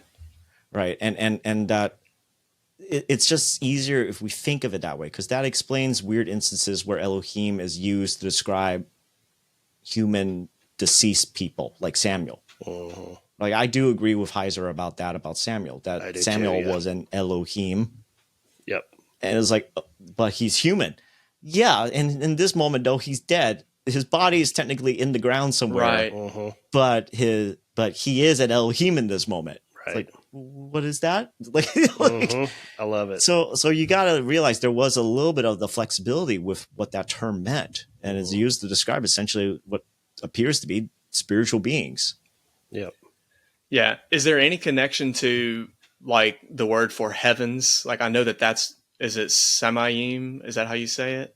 Shemayim. So that's a plural form too, right? But there's one heaven. Yeah. So, well, in English, we simplify it down to heaven. Yeah. Oftentimes, if we were to do a literal translation, we would say heavens. Yeah, and a lot of the ESV does that, Yeah. But is there that Elohim thing? Is there any connection there to where it's like we're talking about the biggest God, maybe, or something? Or I don't know. I don't know how you would reconcile that. Well, I mean, some older scholarship, that was what they thought it meant. Like, Okay. Oh, this is like some sort of plural of intensification or plural of majesty, or they had a lot of those ideas. They were trying to explain why they saw the plural version. They thought it was like, what are they trying to do? They're trying to do something very special about it, and it could just simply be it's a common word. Okay, all right, yeah. Right. The whole entire thing with the skies. I mean, just for the sake of English, like we tend to just translate that as heaven, not heavens. But at the same time, like, again, right, you notice those little differences. Like clouds, you normally only see the word clouds in Hebrew. The singular version of cloud is rare. And when you do see it, then you got to wonder, who's cloud? Right? Because we got clouds everywhere. Yeah. Storm clouds are coming. Baal got a cloud. Like everyone, like there's so many clouds, but there's like a cloud. I noticed this in one of my last papers in school on the book of Job, and Job mentions in chapter 3 a cloud, and it's a rare time that you see the word in its singular form. And so I just kind of propose something going on with this cloud. It's not just storm clouds. There's something about this cloud. Anyways, that's another. That's cool, man. I want to know about the clouds. Yeah. Yeah, because I mean, Zeus, he rode the clouds. Baal rode the clouds. And then you have that. I'm just thinking about clouds now. and that polemic of, he's going to come riding the clouds. Like that's a shot at some of those other gods. Yeah. The Israelites lived amongst the people who were very, like, they had a lot of great imagery. Yeah. And so, like, I think it was John Walton who kind of termed the idea that Israel is not indebted to the ancient Near East. Israel was embedded in the ancient Near East. They were one of the many streams that fed this river that we call the ancient Near East. Right, yeah. They were a conversation partner, but, you know, they were technically a tiny one, but who eventually just kind of won out. Yeah. Man. So there's lots of times where, like I mentioned earlier, where people try to do this plural thing with Hebrew in the Bible, and they try to say, oh, this proves the Trinity. Do you think, and I have several examples listed, we sent them to you, so I mean, maybe we can pick some, but like, is it possible, are we going to find the Trinity grammatically in Hebrew, or is this just how the language works? Like, are they just going to put plural nouns and plural verbs together all the time? You know, and maybe we can pick an example from this list or something, if you want me to. Sure. I would say more of the time it's probably the second. Because again, I do prioritize the context of the audience that the text was written towards originally, right? Like probably to a bunch of Jewish people who were probably thinking about one creator God named Yahweh. And so like that's a little bit of like what would feed into how one interprets it, right? If you're convinced, as some scholars would, that Israel was really just polytheistic and you just had one Yahweh's monotheistic cult that ultimately, you know, survived against everyone else, then your interpretation is going to end up different. Yeah. Just would, right? Because like what you presume is going to lead into how you interpret the data. Yeah. Well, like, let's see if I can just pick like what's a good one here. You want to do like one more so we're not keeping them all night long? Yeah. We definitely don't have to do. I got several, but there was one in. Oh, good. What was the one I was going to do? Well, here's one in Psalms 58. It says, "Surely there is a God," but it's Elohim, and it says, "Who judges," and it's judges is plural. So they're saying, well, like people will say, "Oh, it's using plural, so it's the Trinity." So okay, so I did have, so I actually wrote a response here. Here we go. Who judges? It's taken from that phrase of who judges is taken from a participle. So it's a verbal adjective. The verb takes on a form that can be used as a noun or adjective, depending on the syntax of the sentence. In this case, it is being used to modify the word Elohim. And Elohim will always be technically a plural masculine noun. So the adjectives used with it, including participles, need to obey the grammar rule that modifies it correctly, right? Because you got a verb that's being used as a participle, which is a grammar way of saying a verbal adjective. And you can tell verbal adjectives in English when you see the word ing, like, you know, the letters ing tacked on at the end. Yeah. The God who is amazing, or, you know, like you have something that is, you know, he doesn't just amaze, he is the God who amazes, or the God who is amazing. Like you're seeing some way a verb is being used to be as an adjective for a noun. So you got that, and that includes participles, and they have to obey the grammar rules. If the word is plural masculine, then the participle needs to also be plural masculine in order to make sense. Yeah. And so that you know that it's connected to that word. And I wrote, otherwise, if it was singular, the participle, the translation would then require it to be the subject of the sentence. So, however, the other complication is that the verse does not actually have a verb. Oh, wow. When you actually are looking at the Hebrew, there is no verb there. It's assumed. Right? Again, for efficiency's sake, the word is, or, you know, to be, is so common. Sometimes you'll see in Hebrew, they won't even have that verb there technically. It's just you got a subject and you got another like complement and nothing in between. And so when you're translating into English, one of the things you just have to do to smooth it out to make sense for a normal reader, add the is. So that it like, oh, okay, I get it. That's why these two nouns or this adjective is right next to this noun. So it's like one and the other. And so my rough translation was, and humanity says, surely a fruit or reward to the righteous one. There is a judging God in the land. Gotcha. So like that's one way of how you could translate that. And it's all because the participle has to agree in gender and number with the noun that it's modifying. And the noun in this case is Elohim. Yeah. See, that makes a lot of sense to me. I had a feeling that because I found this whole website that it had all the instances where there were plural forms, and see this proves the Trinity, hands down, slam dunk. All these things are plural, and I just had a feeling. I was like, I don't think that's how grammar. Like, I don't think that's how they were thinking about it. Right. And like you mentioned the word sheep. Like in English, we would never say like that's the sheep of all sheeps and somehow mean that sheep is multiple parts or something, like sheeps. So anyway, I'm glad I picked that example now. I feel like that was a good one. Yeah. I think, let's see, there was another one I think I also saw. Joshua 24:19. You will not be able to serve Yahweh, for he is holy, plural form of kadosh, God, Elohim.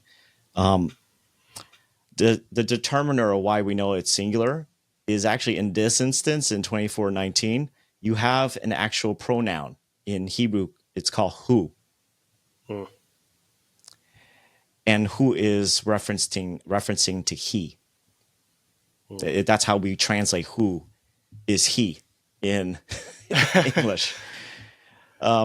There is no verb technically again, but it is assumed to smooth out the English translations. The pronoun is what determines that it is rendered as holy God instead of holy gods, because you have the pronoun who is there. So it makes it clear. Okay, so you got a singular masculine pronoun, he, and then we got Elohim. So how should we think of Elohim in this moment? Singular. Because kadosh is an adjective and it has to modify the noun, which is Elohim. So it's also going to be plural. But the who is telling us it's a he. Yeah. That's right. And see, this is why, like I said earlier, I have a problem with people going, just learn the Hebrew and read it in the originals, because I feel like people who speak English are going to read it and they're going to go, he is singular. That's plural. That's plural. So they're changing tenses. It's got to be the Trinity. We're going to make things up to make it fit our English brain. Yeah. But grammar, I think, Mike said this before, and I agree. In the end, like the Bible translations that I do trust the most are usually the ones that are done in committee, because you'll have a whole bunch of people, men and women, who are essentially arguing back with one another. Just like, no, I don't agree with you on that. And eventually whatever comes out, it has to be done by consensus, right? So you're going to stick a whole entire room full of people who are grammar nerds. And they're going to just go like, no, I like my translation better. No, I like my translation better. And eventually, like, all right, let's come to a consensus. Right? So it kind of guards against certain biases that might kick in. Yeah. And so, like, as sometimes I know, I know my friend Ron, right? He would wish they don't put a capital G. Yeah. Oh yeah, he told us about that. For God. Yeah. I get that. Yeah. At the same time, though, I am glad that there is a committee of folks who will just like argue for what they think is best. Yeah. And in the end, it may take a long time, but eventually I think translations will get there as we see more and more data, right? Like the whole entire thing with Deuteronomy 32:8, the fact that the ESV went with where they went now gives more precedence to other translations of like, hey, maybe you probably should consider some of these same priorities. Right. Like the CSB, I know they outrightly said in their preface, they consider the Masoretic text to be the pure, like the real inspired version.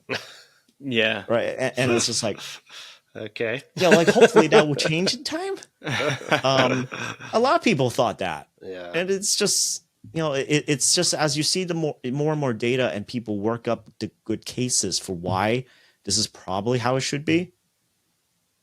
eventually I think the good data will win out in the long run. We may not live to see that day, but Right, hopefully right. other folks later on will benefit from this hard like grind and work, because we're trying to honor what the text was. Right. And it's about communication. Well, y'all just need to get the King James version, because that's the one that's the one that's legit. I mean, that's the one Funny enough. That's King all James, we need. Hallelujah. In Genesis 3, when the serpent talks to Eve, King James says gods, plural, in that does one. it? Yeah. It does, yeah. It's like funny. One of the there's a couple times where I really like King James, and that's one of them. So wasn't there a translation that said lightning when we were studying Elijah? It wasn't in the Elijah story though. It was it was somewhere else. It was in 2 Kings 1, I think, whenever he says, if I really am a man of God.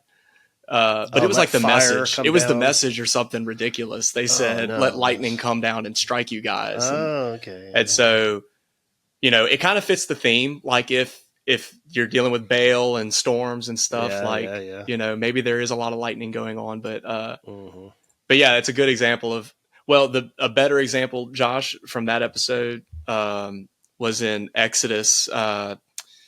When is the plague of the hailstorms? It says fire. It describes a hailstorm, and then it says fire ran to the ground and across the earth in a hailstorm. And you're like you get the Charlton Heston 10 Commandments where there's flaming hailstones, fireballs, or maybe it's lightning, So, or maybe there's fireballs coming too. Like I don't know.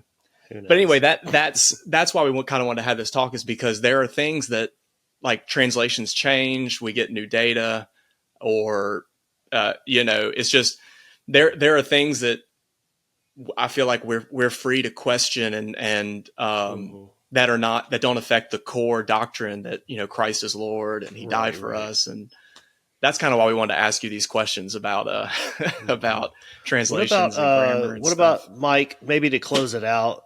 What would you say, because you are very pastoral, and I love that about you, what would you say to people that are reading, these English translations, and they're kind of disconnected from the original language, they're disconnected from the grammar?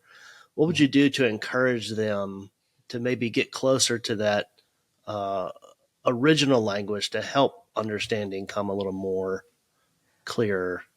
So one of before I ever even did like seminary training, like one of the things that grabbed my attention were these parallel Bibles, where it's like one book and it has at least 3, if not 4 translations in English. Yeah. Side by side. Like they lined up the verses so that they're almost in match and in sync with each other, so that you can actually read, okay, if I like the KJV, I'll read it here, but then let me look over here. There's the ESV and the NIV or the CSB and the NLT and the Message, or however, whatever ones you want. But I would essentially try to find a parallel Bible that has multiple translations, maybe not from the same publisher, right? Like, so that it's not like they're trying to converge them eventually together. Right. Yeah. But that you have enough, and that they were all done by a committee, so that they basically went through arguing. Yep. And that you then just look at them and then see, for the most part, you'll probably realize, oh, this is just another way of saying the same thing. Oh, this is a fancy way of saying the same thing. And then you'll notice, wait, it says it differently here, but this translation says this other phrase that's completely different. And it is in those moments, that's where you want to pay attention, put a little extra more time trying to look up what's going on with that verse. Because what that indicates is that there are variations and debate about the underlying text. Yeah, cool. Right. And that's those are key to kind of help bring out some of the flourishes that are going on in the primary languages. Right. And so that's what I would do. And heck, like even during my MDiv class, right? Like I'm doing exegetical work on Greek and Hebrew, but in my classes, there would also be other master students who are not doing the languages, but they need to learn how to do proper interpretation.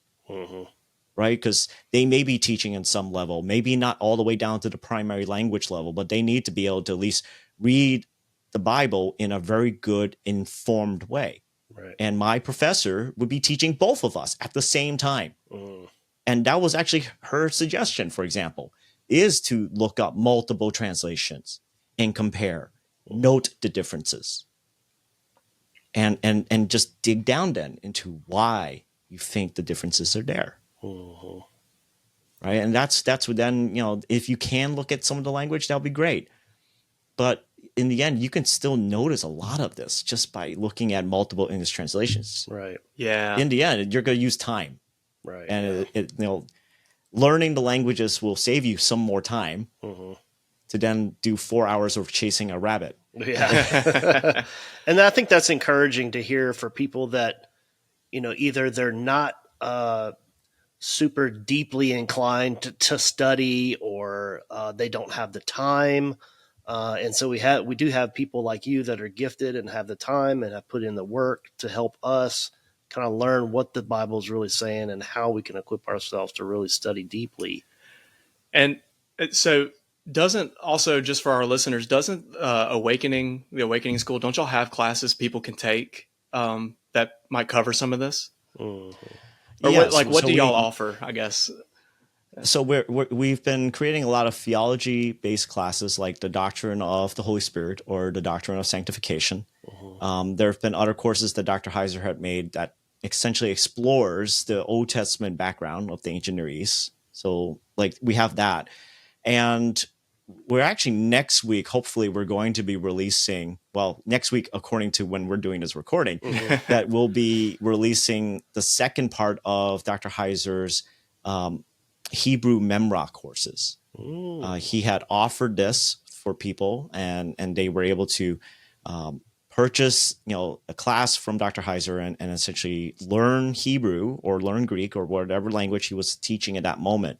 And so we thankfully were given by his widow the opportunity to actually present these same courses now under Awakening. And so second part of this series is coming out next week.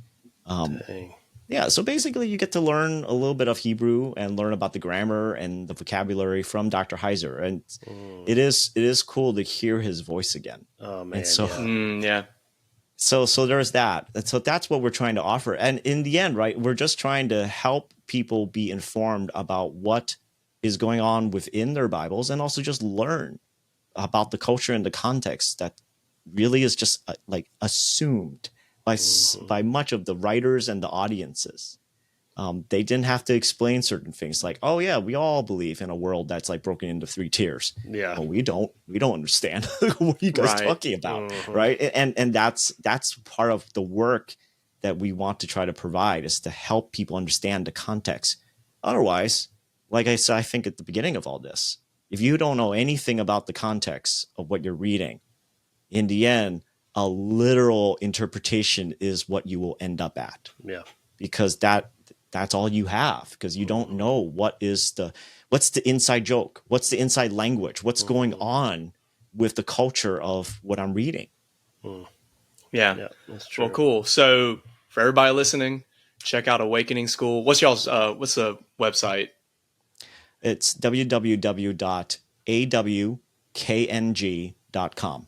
Okay. And you'll have great, Dr. Johnson teaches classes there, I think. Yes, he taught a couple of courses for us. He did an intro to the Old Testament and an intro to the New Testament. He also did, I believe it was an atonement course as well. I can't remember the name off the top of my head. He probably gave us that. Not surprised. We also had Dr. Matthew Halstead on our show, and he also, I think, teaches a class in there as well. Actually, I correct that. It was Ron. What he had done was a doctrine of salvation. So a little bit of a nuance. So people can check out Awakening School, Divine Council Worldview Podcast. Definitely. They've got a Facebook group, lots of fun conversations. Very fun. What else? Where else can they find you and other help? So I'm also the co-host of a podcast that my school does, which is called Ask a Scholar. We've been doing a project since last year where we've started a Bible reading community. We wanted to get people to actually engage actively in reading their Bibles. And one of the incentives is that, hey, read along with us in these biblical books each month.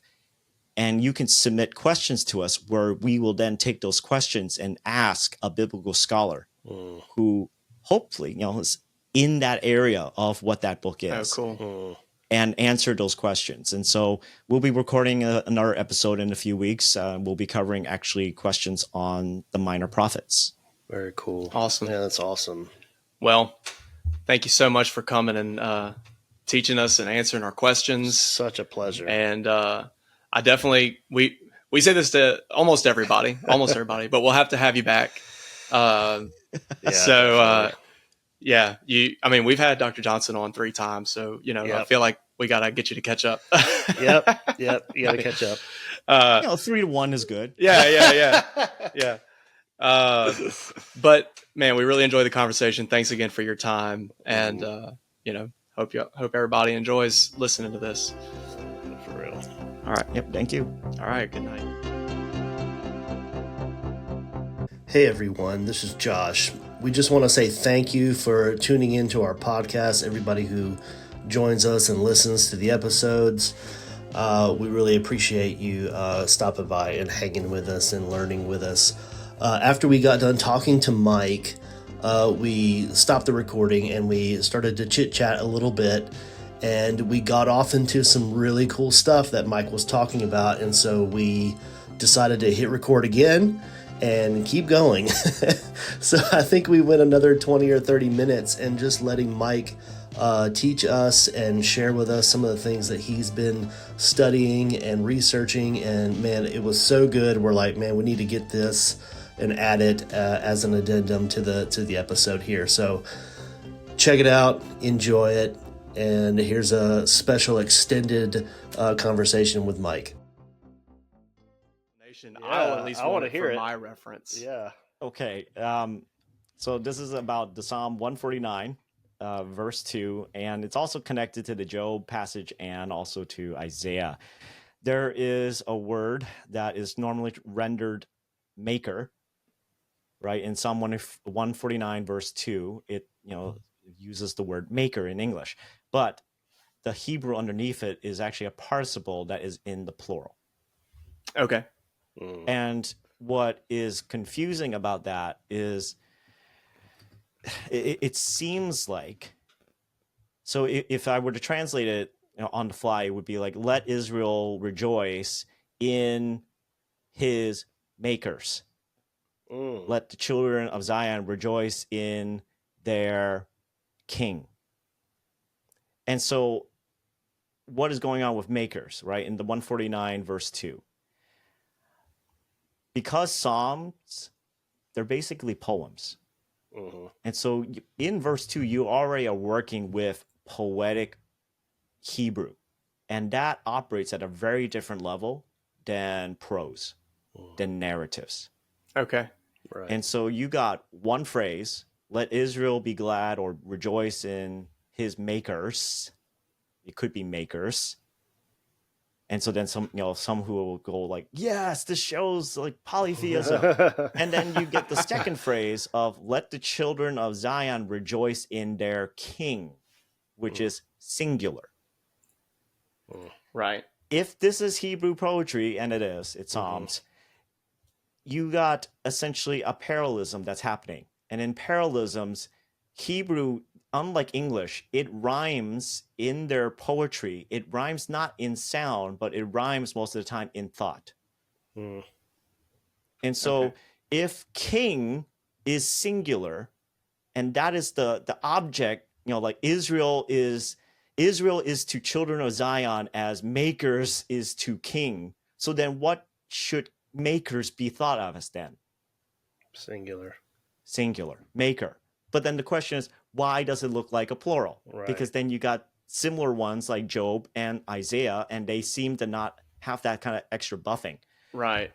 So what's going on here? And this drove me nuts. But I'll read this note, and it's coming from Leslie C. Allen's commentary, it was just in the Word Biblical Commentary, just a little bit of a note, mentions that the form its makers appears to be a plural of majesty, as in Isaiah 54:5. According to Jo Un, that's a major reference scholar back in the day, judged this the probable explanation. Though another one, I'm not even, these are all German names, so I'm going to butcher them. That's all right. Though this other reference guide, also highly respected, preferred to regard this and similar forms as singulars, with retention of original yod of a lamed hey root. That's the technicalness of it all. Jeez. What you have going on is that the word for make, asa, I think that's if I'm pronouncing it my Hebrew correctly, it has a hey letter at the end. It's a weak verb. We know this from my basic grammar in Hebrew. This is part of like how Hebrew slowly evolved. The suspicion was that it was not a hey before. It used to look like a yod, which is that squiggly line that looks like that would make the Y sound. Okay. And that over time, as the language evolved, it eventually moved to using a weak hey instead of a yod. And so I have a note in my notes that I wrote down here. The lamed hey, a verb that is weak because its third root consonant is hey. In some inflected forms, the hey of the verb root is replaced by an original yod. And just even further on. So the suspicion that's going on is that what we see in Psalm 149:2 is a callback to an archaic form of the verb to make. In this case, it's a participle. So it's a verbal adjective or a verbal noun. And so it's maker. And that the reason why it should be translated singular is because it's using the archaic, really, really old version of the word.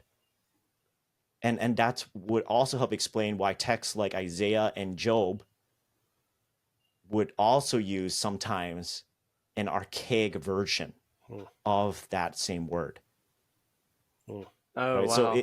So we're dealing with the reality that Hebrew itself, you had different levels of basically of like Hebrew evolution, where it was going from what was eventually the more Babylonian script to what people would call Paleo Hebrew, and then just everything in between. That as they're just like, how sounds change. Yeah. That they would like, I don't want to use a hey. I don't want to use a yod anymore. I want to use a hey at the end to describe this verb. For the sound at the end. It's easier to say. And so that's a little bit of what's going on. It's technical, but it essentially is just like, it's so archaic. It's rare. But for books like Job, we've known that Job uses very archaic old Hebrew words. And it also borrows words from the Akkadian language, which are basically the language of the Sumerians. So it borrows some words from Akkadian, Hebrewfies it, basically transliterates it into Hebrew, sticks it in there. Right? And there are like old versions, old Hebrew words that are used in Job. So it's such an interesting text. That is cool. So you got that when you're dealing with the Hebrew itself, and then you're just trying to figure out, how do I render this? Yeah. Because you're dealing with a text that is very old, and even the scribes themselves were probably like, I don't know what this is. Oh man, yeah. But like, I am honoring the text. Like, I think this should be singular. And what we know is that the Aramaic translations and the Greek translations, they all translated that verse in Psalm 149 verse 2 as maker, or one who makes, in the singular. So even intentionally, they know this should be maker, not makers. And the psalm here does help us because in that verse it has the singular king. Yeah. So we know, okay, if we're doing the proper parallelism, then we know 1-to-1, 1-to-1. Then if king is singular, then the maker word should not be plural. It should be considered singular. Even though we're seeing what seems to us be plural in our modern way of using Hebrew. Lord. Man. Not confusing at all. Translation is not easy. That is why. Yeah. That is why. And we're thinking about translating it to English, and like they're translating like different levels of Hebrew. And what about slang? Is there any instances of slang, like Hebrew slang? Well, yeah, like idioms, right? Like you get that whole entire instance of like in Leviticus, the commands of like don't sleep with your mother, she is your father's nakedness. Right. Don't sleep with your father, he is your mother's nakedness. Like that's an idiom. Right? And that idiom probably appears in Genesis 9. What an idiom. I just realized that there's one that did not make this list that I sent you, and I wonder if it's a similar thing going on. It's Ecclesiastes 12 where it says, "Remember also your Creator," and it's a plural of bara. So it's creators. So it's not maker. It's not the same word. But I wonder, because it's poetry, I wonder if there's something similar going on there. Actually, no, I do. I think I have. No, it says, "Remember also your Creator," plural form of bara. Is it in there? I didn't see that. Okay. So I wrote down, I believe. Well, I said I believe that is a mistake. The word rendered as creator is actually a cal participle, which is a verbal adjective. It is in the masculine singular form. So if you go back to, I guess, like the Blue Bible, for example, or other websites that hopefully when you click on a word, they'll tell you the breakdown of I actually have it up right now. That's what I'm looking at is a Blue Letter Bible. Yeah. So what I have when I was looking at through my Logos software, it is a masculine singular form, and the suffix that is rendered your is also in the singular masculine. Wow. So it really is actually, remember also your singular Creator. Well, in the days of your youth, your youth, if I remember correctly, I think that is actually what is plural. Because the your it's multiple people that it's talking to. Yeah, because your, remember also your Creator, singular Creator, in the days of your singular plural, feminine. Youth, or your youths, or your. It's very interesting that it's like you have a singular here, but then youths is plural. But yeah, it's not connected to the Creator. Interesting. Okay, that's where we would just put y'all. Yep. Y'all's Creator. All right. Well, I hope. Anyways, I hope that wasn't too confusing. No, that was really awesome. Technical. I'm definitely going to have to listen to it again to make sure I caught what you said. Well, that's why we recorded it, right? That's exactly why I recorded it. I'll send you the notes. I mean, it's interesting, right? Because there's no real consensus about this. I mean, this is why plural majesty is kind of like I don't like it, mainly because it's not in a generalized rule. I even found one scholar teacher back in 1900 something actually say this is probably a scribe's blunder. Oh wow! Which like possible. That doesn't really so what about inerrancy? Right, yeah. It's possible. I mean, it could possibly be. I mean, but that's also again right from the 1900s. A guy is trying to figure out what is going on here. Yeah. Yeah, the majesties things, it kind of sounds like a crutch, just kind of something to lean on. It helped. I mean, it made sense when you think about where did the explanation come from? It started around the time of the medieval days. Yeah. Right, where nation states are rising. Europe is getting stronger, and you got the French, you got the English, you got the Spanish, you got the Portuguese. Everyone got a royal. And we want to respect the royal. How do we respect the royal? Let's use a royal we. Like let's give him more majesty. And it's an interesting idea. Mm-hmm. I just would caution trying to transport something that was more of a Western medieval invention back into the Old Testament text. Right, definitely. I don't think we have to do that. Mm-hmm. It does, though, mean that we have to realize, like, oh, so even the language is slightly changing along as we're reading. Mm-hmm. And that even the way words are spelled are not necessarily consistent, which is true. There are two versions of Jerusalem, for example. Mm. One is more archaic than the other. Mm. But they do show up. So like even in our Hebrew dictionaries, we know there are two words for Jerusalem because one is an older spelling and another one is the more recent one. Oh, yeah, okay. That's so cool how language like evolves, and like even our language today, man, like my kids, they have a completely different vocabulary than dude, Riz and skibbity and all these words that they have that just means whatever. I don't know what the heck they're talking about sometimes. I wish it sounded as eloquent as some of these words, though. Right? No, it does. It's very crude. I know, it's so hard to suss it out.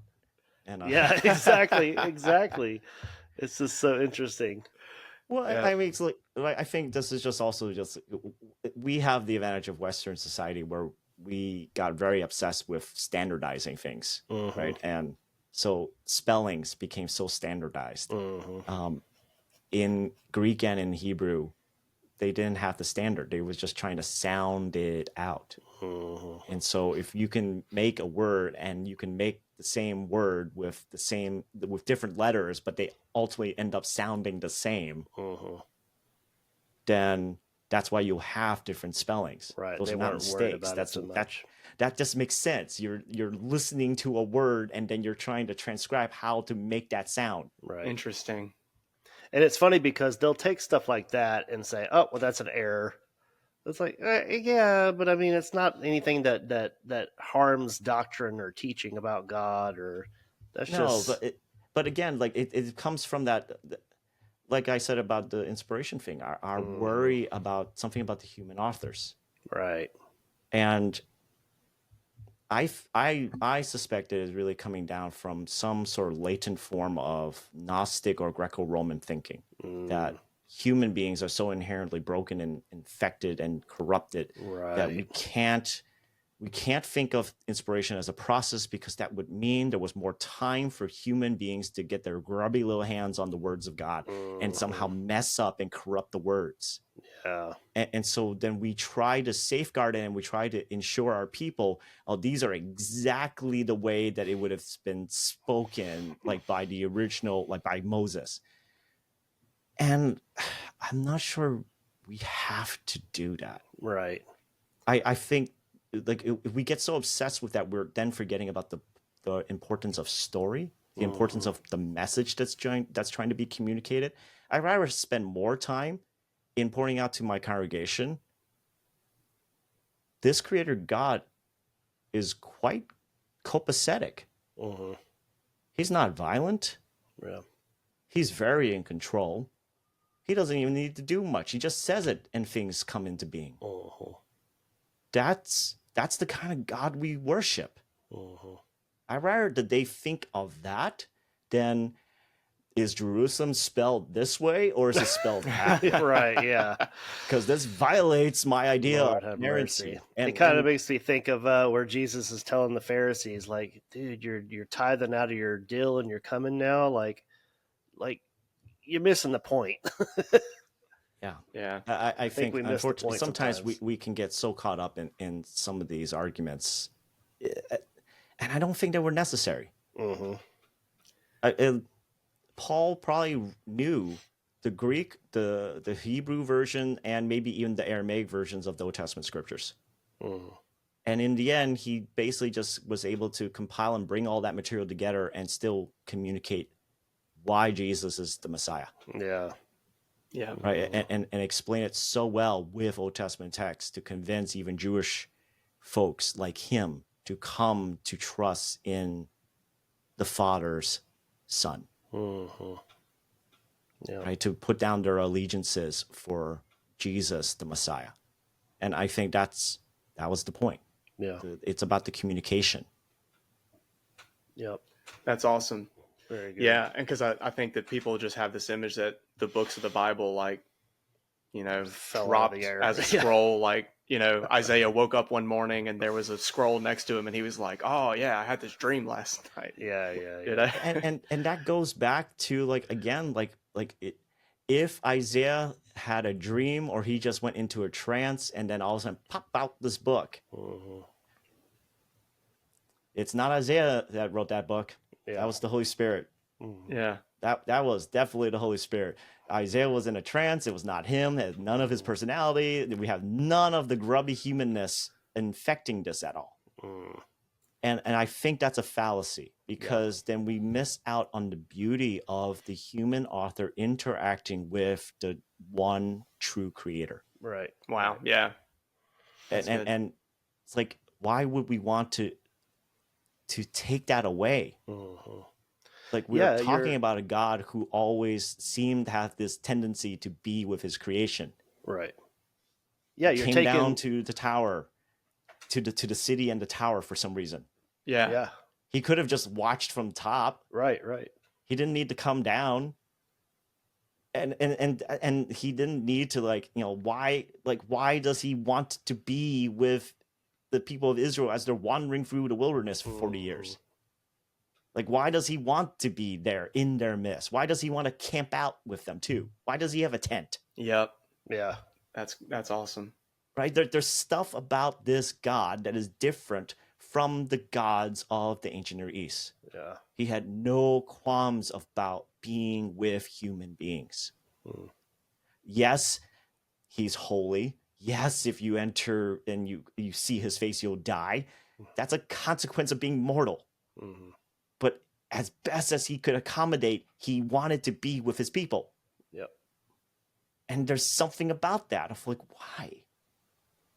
This is a very different kind of God. Mm-hmm. Yeah, Yep. Anyhow, it's like, I just love it, because I just think it just telegraphs ultimately what we see happen in the New Testament, right? Yep. And we see of a creator God who had no problems of getting down into the dirt.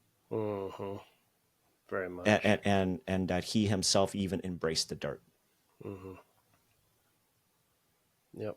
So, like, I don't know. I just think, like, when we understand its context, it just blows me away more and more. Mm-hmm. of a God who breaks the convention I have of, he's not a God that always has a bottle of hand sanitizer. Mm-hmm. And that he was actually willing to draw near to those who called upon him.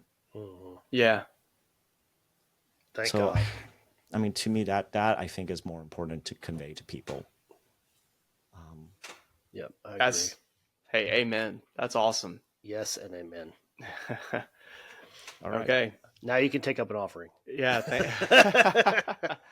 I feel like, this is the part where you would dim the lights and everybody bow your heads. But that you're right. And that's incredible. That the message that's buried in the story there.